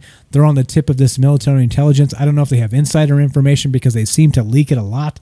I say leak in a positive way. My opinion, don't arrest anybody. Well, okay, right? Now look, listen, think closely. Now, there's one more article that came out recently, and I'm going to jump to this, and this ties it all together. Again, I was onto this through these sources in December 2019. All right, December 2019, because I was trying to figure it the fuck out. What's going on here? All right, now give me a sec. I sound like Joe Biden. Wait, what? That means I don't know my own name. My name is, hi, I'm Frank Pierce, and, no, get out of here, man. I don't sound like Joe Biden. In both instances, the carrier groups underway were equipped with revolutionary new systems that would give them huge leaps in networked air defense capabilities, all right? Now, think of it this way. If you had a brand new radar spoofing technology, what better way than to test it against a brand new revolutionary networked air defense capability. All right? Like a gain of function exercise. Okay. Anyway, I linked this. Now hold on. One more. Warzone. Good shit. The Navy's secretive and revolutionary program to project false fleets from drone swarms. And this is what I was on to then. This was December 2014. This is December 2019. Holy God, I'm time traveling. Now look, hold on. This is what I thought then. Okay? There were these radar spoofing things, and I was on to this in December. Okay? Not anymore. Check this out. Check this out. Now here we go. Here we go. This is it. This ties all of that together. And somebody linked it to me on Twitter today, and I was like, no fucking shit. I said this in December, but I didn't have the data because it wasn't available. This is from Forbes.com, okay? Now, look at the headline. It says, U.S. Navy laser creates plasma UFOs. Should I say that again slowly? U.S. Navy laser creates plasma UFOs.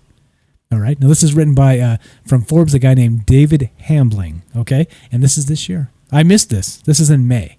This is May, what is the date? May 11th, 2020. Okay. So I missed this. Somebody linked this to me on Twitter because I was like, haven't you guys ever considered this might be a radar spoofing technology? Because I talked about this in December and I didn't have the particular thing.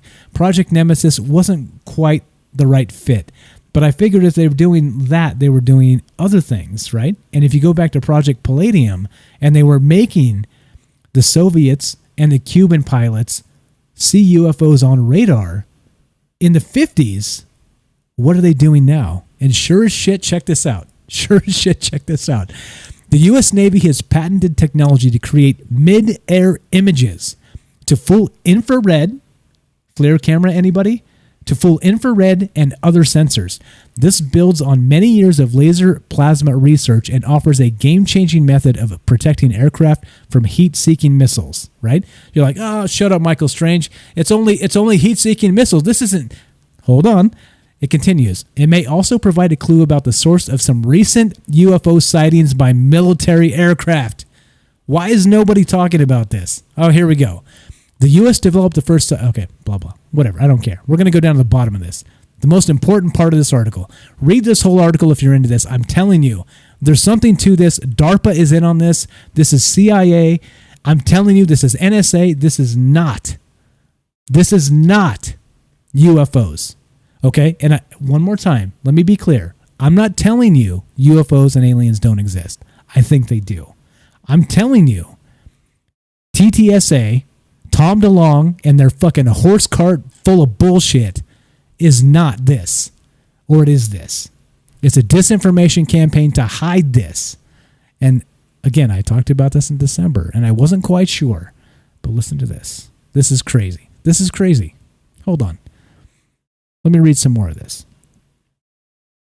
If you have, let's see. Where's the best part? There's the best part in this. Let me find it. Hold on.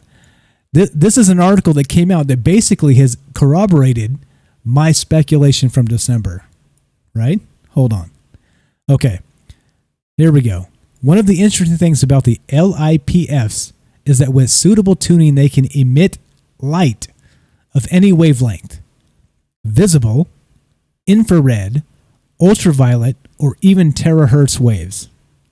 This technology underlies the Navy project, which uses LIPFs to create phantom images with infrared emissions to fool heat-seeking missiles, right? Like we said before.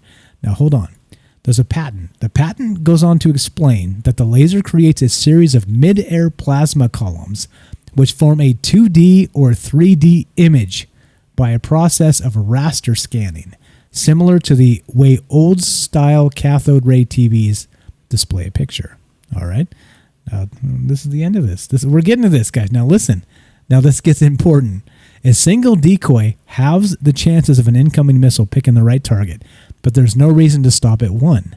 Quote, there can be multiple laser systems mounted on the back of the air vehicle, with each laser system generating a ghost image such that there would appear to be multiple air vehicles present, right? And so you would say, well, Michael Strange, why wouldn't they put aircraft in the air with these ghost repeater laser plasma things, right? And not like Tic Tacs. Hold on. It continues. Unlike flares, the LIPF decoy can be created instantly at any desired distance from the aircraft and can be moved around at will. Equally importantly, moves with the aircraft rather than dropping away rapidly like a flare, providing protection for as long as needed, right? Because if you get shot at with a heat-seeking missile, the old school technology was you would drop some flares and hope that the missile chased a flare and not the engine of your plane, right? Okay, there we go. Just so we're clear on that. This continues. The aircraft carrying the laser projector could also project decoys to cover other targets. All right? Now, trust me, we're getting somewhere. You see what I'm saying? We're getting somewhere. Quote, the potential applications of this LIP flare decoy can be expanded, such as using a helicopter deploying flares to protect a battleship, or using this method to cover and protect a whole battle group of ships, a military base, or an entire city. End quote. The lead researcher in the patent is Alexandru Henning. A 2017 piece in Navy's own IT magazine says that Dr. Henning has been working on laser-induced plasma at Space and Naval Warfare Systems Center Pacific since 2012. Okay, and clearly this is a technology that's been around since the 50s. Project Palladium. Okay, here we go. This continues. This gets crazy. This gets crazy.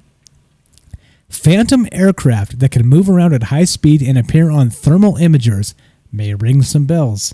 After months of debate, in April, the Navy officially released infrared videos of UFOs encountered by their pilots, although the Pentagon prefers to call them unidentified aerial phenomena. Now, does that term ring a bell? UAP, all right? So now, they are no longer craft, right? It's not a UFO, an unidentified flying object in and of itself. Think about that. An object is a physical thing. Unidentified aerial phenomena, that right there is the key to all of this. And the entire key to my point I'm trying to make. Think about that. They're saying that this shit's out there in the sky. Our pilots see it visually. It appears on their radar. However, it may not be a craft. This may not be a physical thing. It's a phenomena. You see what's happening here? This continues. Read this article. I'm telling you guys, this tied it up. If I had this in December, the show would have been twice as good. This is the show I wanted to do in December, and I couldn't because I didn't have this final piece. And this corroborates it. Good, bad, or indifferent. This David Hambling guy, he says, follow me on Twitter, check my website, blah, blah. Right here in the article, I'm going to read the rest of this. Listen to this. The objects in the videos appear to make sudden movements impossible for physical aircraft, rotate midair, and zip along at phenomenal speed. All maneuvers would be easy to produce with a phantom projected image. Yeah. There we go. I said it. Like it was like more like a in December I said this. Without this new information, this was May of this year. Think about it. If you can actually, and somebody on Twitter said, the guy that actually linked this to me said, why would they make Tic Tacs? Right? Why wouldn't they make it look like, if you can like put a plasma laser in the sky, why wouldn't you spoof a plane? Well, of course, the reason for that is because you want to test our brand new radar, right? That the Warzone reported these new fleets had. So they want to see how big or how small or whatever our planes can detect. So you tell me, if you're a fighter pilot out there and they're like, well, let's put them out there and then let's give them this new technology and not tell them shit about it and see how they react. And then we'll know exactly how our adversaries will react. You see what I'm saying? Like I said in December, this is a radar spoofing technology, and this whole goddamn thing is a psyop. I'm sorry, excuse my blasphemy. There's something off with this, and this is my take. This is what I'm saying. I said it then without this additional information, and right now, This is the final piece of my puzzle. And I'm telling you, Tom DeLonge, Lou Elizondo, and these guys are fucking CIA assets, and what they're trying to do to us, and whatever media might be paying attention to what's going on over here, let's say the Chinese or the Russians or whoever, they're trying to tell us, or we're trying to tell them through media disinformation, through us, the rubes, the idiots here, that these are UFOs. Remember how they changed the language? It's no longer unidentified flying object. It is now unidentified aerial phenomena. Like it's no longer an object. All right, I rest my case. What do you guys think? Give me a call. We're on here for a minute because, again, this is not normal. People are not talking about this. I talked about this on Twitter. People call me names, all this other bullshit. I don't care.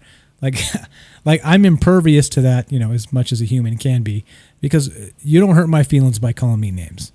Tell me I'm wrong here. We have new information that corroborates my speculation from December, the final piece of this puzzle. And I'm telling you, this is that plasma laser technology testing our own state-of-the-art radar. Of course, because you wouldn't tell our pilots, hey, go out and check this out. We don't want you to know, or we want you to know what it is. We would want to see how they reacted in a vacuum, seeing this weird shit happen that they couldn't explain. And here we are. Here we are. Give me a call. Give me a call. Yeah, I don't give a shit about the haters. I don't really care. Yeah, okay. So I got some good comments here. I'm going to read some comments. If you want to be part of the show, so I got to the end here, right? 3 hours in, and I got to the end. This was my point, right? We had to basically establish that I believe aliens are out there. Okay, I'm not shitting on the fact that there probably are. Okay, please don't mistake me. But what I am telling you that I do believe in this moment, right now, until they prove otherwise, watch season 2 of Unidentified. And if they come up with the same crappy UFO tropes from the last 50 years we've seen, these motherfuckers are CIA assets. Prove me wrong, in my opinion. Tom DeLonge, Lou Elizondo, UFO Joe, whoever the hell is out there that believes them and has sources, come and convince me otherwise. This is not exactly what that article says. I postulated in December, this is the final piece of that puzzle. And if they're doing this, they're testing it on our pilots to see how other adversarial pilots might work, right? Yeah. I think I sniffed this out, guys. Like usually I think I'm off. Like many times I'm off, right? But I think this time I feel pretty good that I sniffed this out. Okay, so anyway, I say we, because we did this together. We always do this together. The conversation happens with all of us. Here we go. Okay, let's see. Let's read some of these comments. If you guys want to be on the show and you want to talk about this, 702-957-1037. Join the Discord, troubledminds.org. You can find both. I'm telling you, I think this is it. In my opinion, by my best estimation, I think this is what's going on, guys. And again, I'm not saying UFOs are not real. I'm not saying aliens are not real. I'm saying these Tic Tac videos and this TTSA business is not real. They're trying to make us think it's one thing when it is not, which is classic CIA bullshit. Prove me wrong.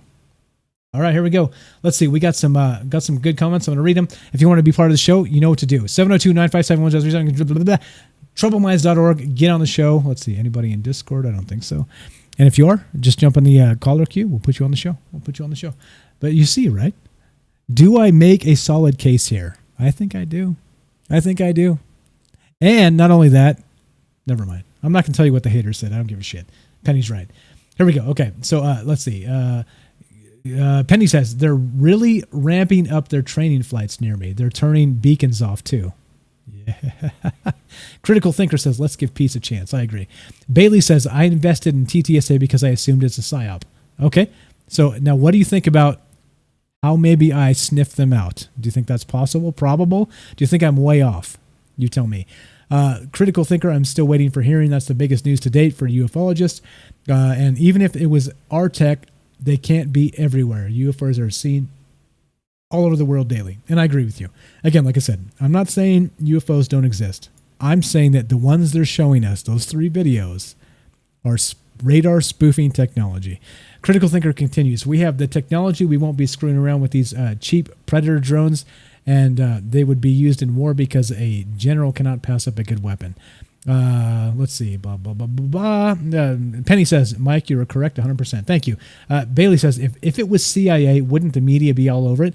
No, because I think the CIA is probably the least transparent government organization we have, the CIA. So no, of course not. I think that's the problem, right? This is what I'm saying to you. I'm talking about this because I sniffed it out based on media reports, right, over a long period of time. I've been paying extremely close attention, and that's okay, right? I think that's how you have to do it, because the only way to put the dots together is to get all of the propaganda and then try and put the dots together, right? Try and align the dots. I'm telling you, I think I'm right on this, okay? Again, anybody out there, haters, doubters, it's okay. We can agree to disagree. If you think I'm wrong, and Tom DeLonge has the aliens in his back pocket, let's talk about it, right? No problem.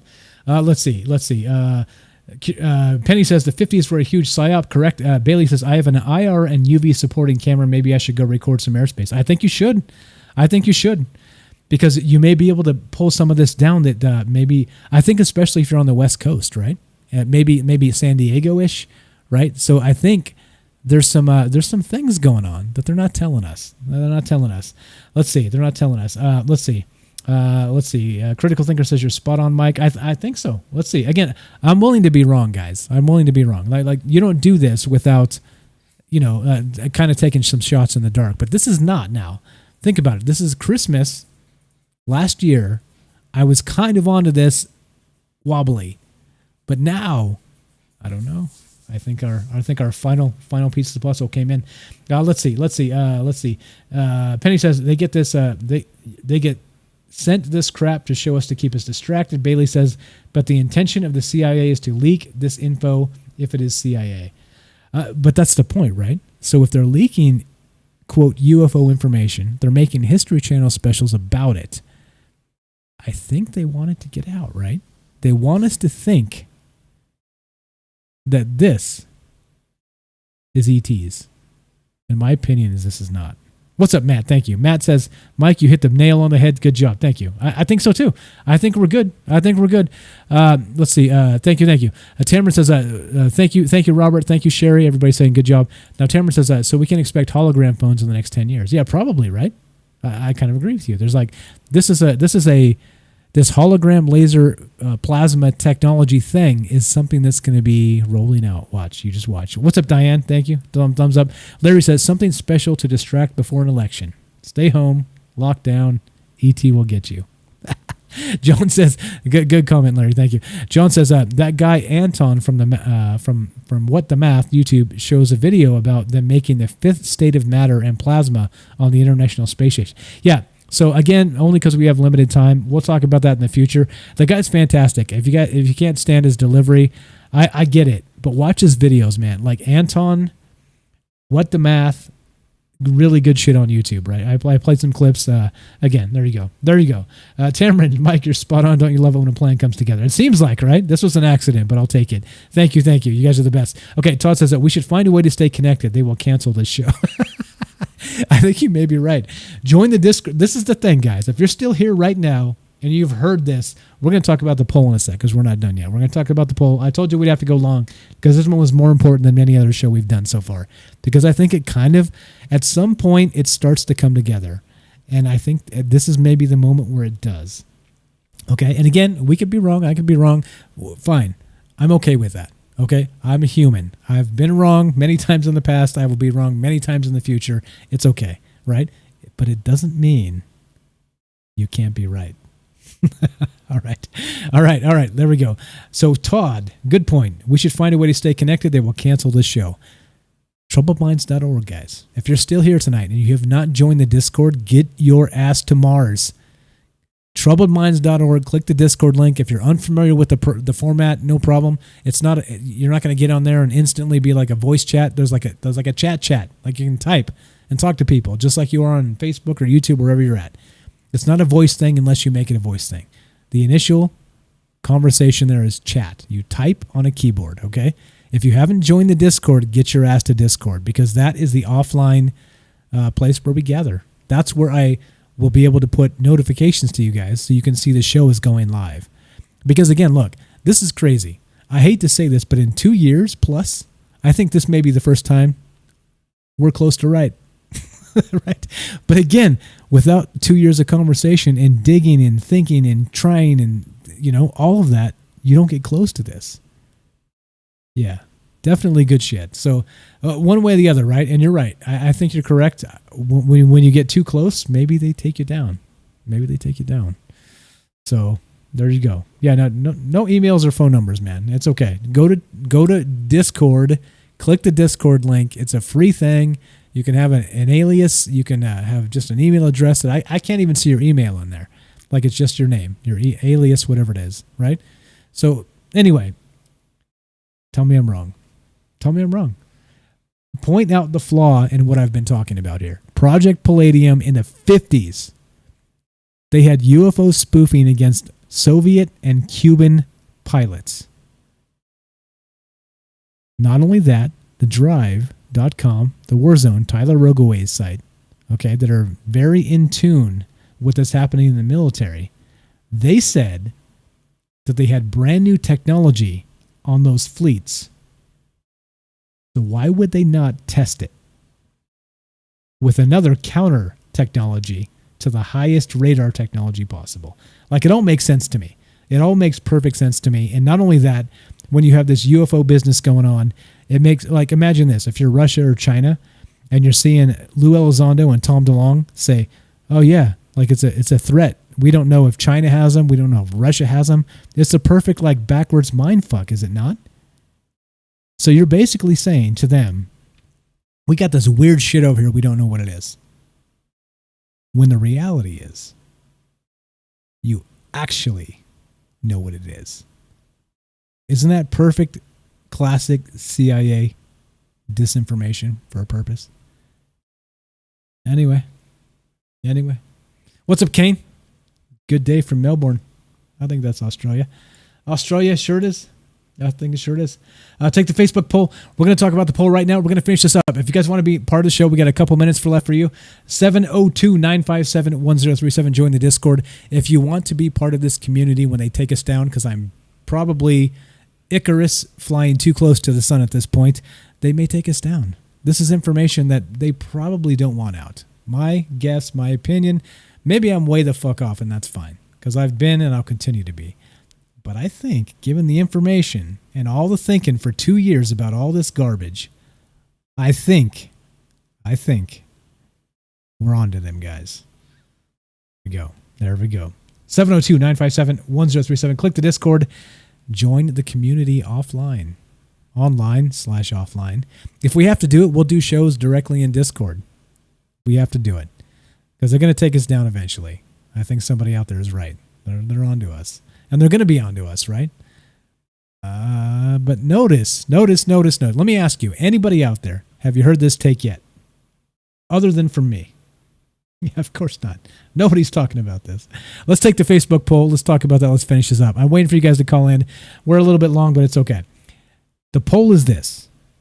Do you think alien life exists? All right. If you're on Facebook, you can take the poll directly. Click the thing. And William says, what year was this info released? 2020, my friend. I will have all of the links, the pertinent links, on YouTube after the show. I'll put them up as soon as we're done. So you can follow up on me. Again, I rarely make shit up, right? The only time I make shit up is when I told you I paid money to Off Frank, because that really didn't happen. But that's the rumor, so I'm sticking with it. The only time I make shit up. Everything else, I have a source for, okay? And then I fill in my gaps, right? So that's how it works. It's okay. I'm not here to, I'm not a disinformation agent, guys. I'm not, I promise you. Well, until somebody sends me a bag of money, then we'll talk. If anybody wants to send me a bag of money, P.O. Box, no, I'm just kidding.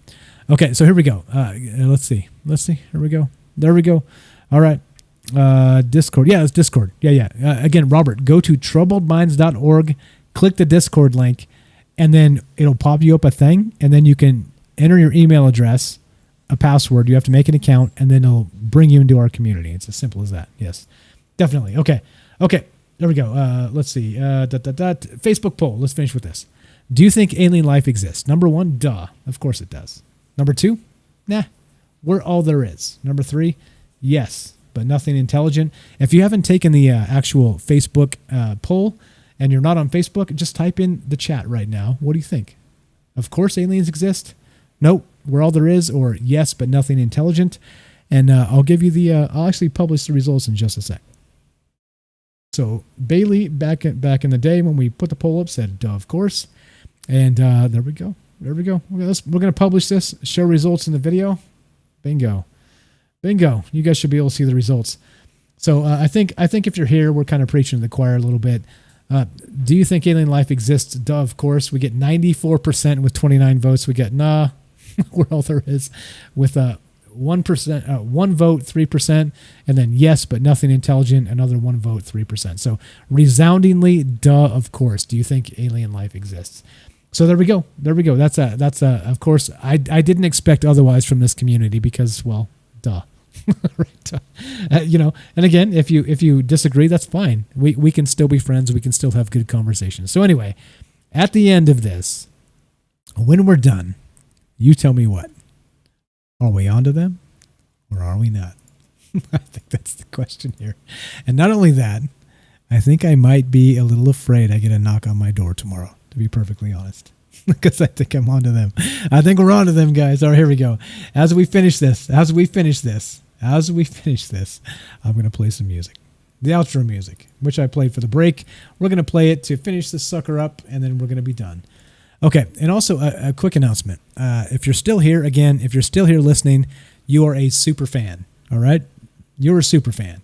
Now, I want you to know, and you get the first news, I'm going on a break. And this show is a lot of work all by myself. I spend about 7 or 8 hours each time I do this, maybe more, it depends. So it's a lot. And I have some business stuff to catch up on. So if you're here right now, hang tight. I'm going to go on a little bit of a break. I don't know if it's going to be a week or 2 weeks or 3 weeks or a month. It's going to be somewhere in that range. I've got some other stuff to catch up on. I can't continue to do this because I have work to do. Okay, so here's what I'm asking you in the meantime. If you miss me while I'm taking a break, go back and watch some of the old episodes. All right, there's some really good stuff you probably missed. Tell people about this show. Please leave us reviews on iTunes, Stitcher, Facebook, wherever you listen, please. It's important. Like, the more people know that we're doing good stuff here, the more people will listen and more people will find us. It's important. It's up to you. I can only do so much. And I think I've done quite a lot. It's a lot. It's a lot of work. So it's okay. But I'm taking a little bit of a break. Nobody panic. I'll be back. I don't know when. I have to take care of some business, make sure that the COVID stuff is all business squared and all this other crap, right? Like everybody else does. Everybody else has like real life shit they got to handle. But I'm telling you, if you're still here, hang tight. All right. I'll announce it on Twitter. I'll be active on social media. So I'll see you on Discord. If you haven't joined the Discord, this is a fantastic time to join the Discord. Troubledminds.org. Click the Discord link. Make yourself an account. Get in there. You can join the conversation. I'm still here. We're going to put some shows on hiatus just a little bit. Okay, so I think it's a good time because not only that, we put this out and we said, hey, look, here's an alternative possibility that literally handles all of this shit in one theory. It's kind of like the theory of everything or TTSA UFOs. It makes sense, does it not?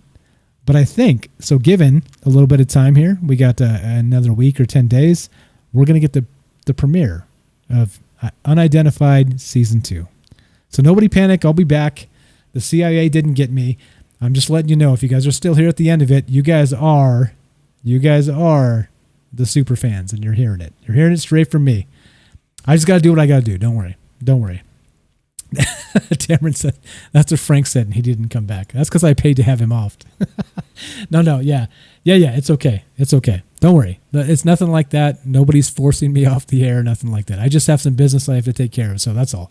So, so basically, here's the thing. As soon as I get squared and locked up again, I'll be back. So I'm aiming to be back as soon as possible. This doesn't fatigue me. This energizes me. I just have other priorities for the time being. So it's okay. So everybody relax. I'll be back. You're here at the end of it, so you're super fans and you're hearing it straight from me. So yeah, it's okay. It's okay. One more time, if you want to help in the meantime, you know what to do. Do all the things. Share all the things, tell people about it, go back and listen to old episodes. I'm sure there's stuff that you've heard with me and Frank and some of those middle years or times or whatever that you didn't hear. Because, a lot of you guys, I don't know, maybe came later, right? Maybe been here early but didn't hear all of them. There's a lot of things you can do from now till then. I'm not holding you hostage and saying go do the things and make this better. I'm saying that I'll be back because I have shit to handle. That's all. So if you miss us, go back and do that thing, do the things, let everybody know. And for the meantime, right now, I think we got him, guys. I think we got him. Watch Unidentified. I'm going to be watching too. Don't worry. I'll be here. I'll be on Discord. I'll be on Twitter. If you guys don't have a Twitter account, if you guys don't have Discord, you don't have Reddit, get your ass on there because I'm active on all those things and I will see you there. All right. So don't feel abandoned. I'm here. I'm still here. When we come back, hopefully we'll have a surprise, maybe a surprise guest or something like that. Because, when you get some time to maybe arrange this thing, things happen. So hopefully that'll be the case. But for right now, you guys are amazing. Thanks for hanging out. Thanks for all the support. One more time, I would never, ever, ever be doing this without all you guys. Ever. Right? I'd be sitting in a room in a corner talking to myself. So you guys are the best. You're amazing. And there we go. Break time. Take this as a summer break. Take a couple weeks off. Go see the fresh air. It's nice weather out there. Go see Mount Rushmore before they explode it. Those types of things. Because they don't know what's going on. But we're all good. We're all good. Like I said, everything's fine. We're all fine here. Everything's good. You guys are the best one more time. And as we finish this, for just a quick break. Just a quick break. I promise we'll be back. God willing. Okay, because I don't make the rules. God willing. If we're here tomorrow, we're here the next day. We're here together when it comes back. When we come back, we'll be there. God willing. I don't make the rules. You don't make the rules. It's bigger than us. So as I say that, let's play the outro music.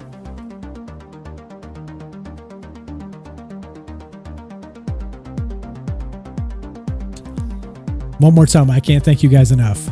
You give me the energy to continue. Like I said, without y'all, this would not be a thing anymore. So yeah, there we go. We'll take a little bit of a break. We're good. We're good. Everybody keep your nose to the ground. Keep listening to what the propaganda cycles bring you. I'm telling you, even if you don't believe it, it's important to listen.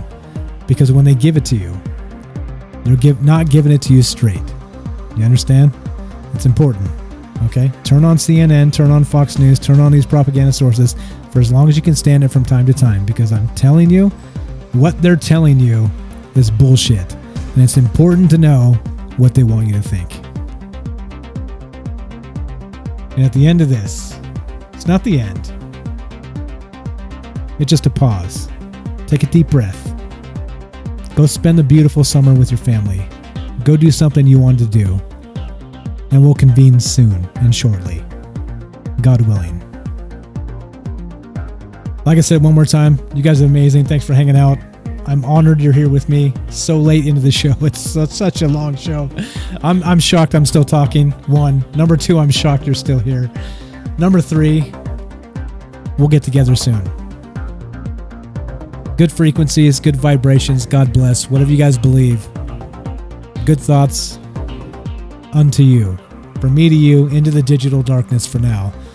Signing off, Michael Strange. I'm your host of Troubled Minds Radio. I'm not going to jail. Bailey says I'm going to jail. I'm not going to jail. I promise I'm not going to jail. Definitely. Well, if one of you MFers calls the cops on me, we got a problem. So let's not do that. Okay. So there we go. You guys are the best. Thanks for hanging out. One more time. We're going to do some more shit when we get back. Pay attention to the propaganda cycles, because what they're telling you is not what it is. I promise you that. I promise you that. We'll see you soon. We'll see you soon. We'll see you soon. One more time. I'm Michael Strange. This is Troubled Minds Radio. Thanks for hanging out. I have such a good time with you guys. I hope you do too. And But right now, before the break, I don't know how long. It might be a week. It might be 4 weeks. We'll see.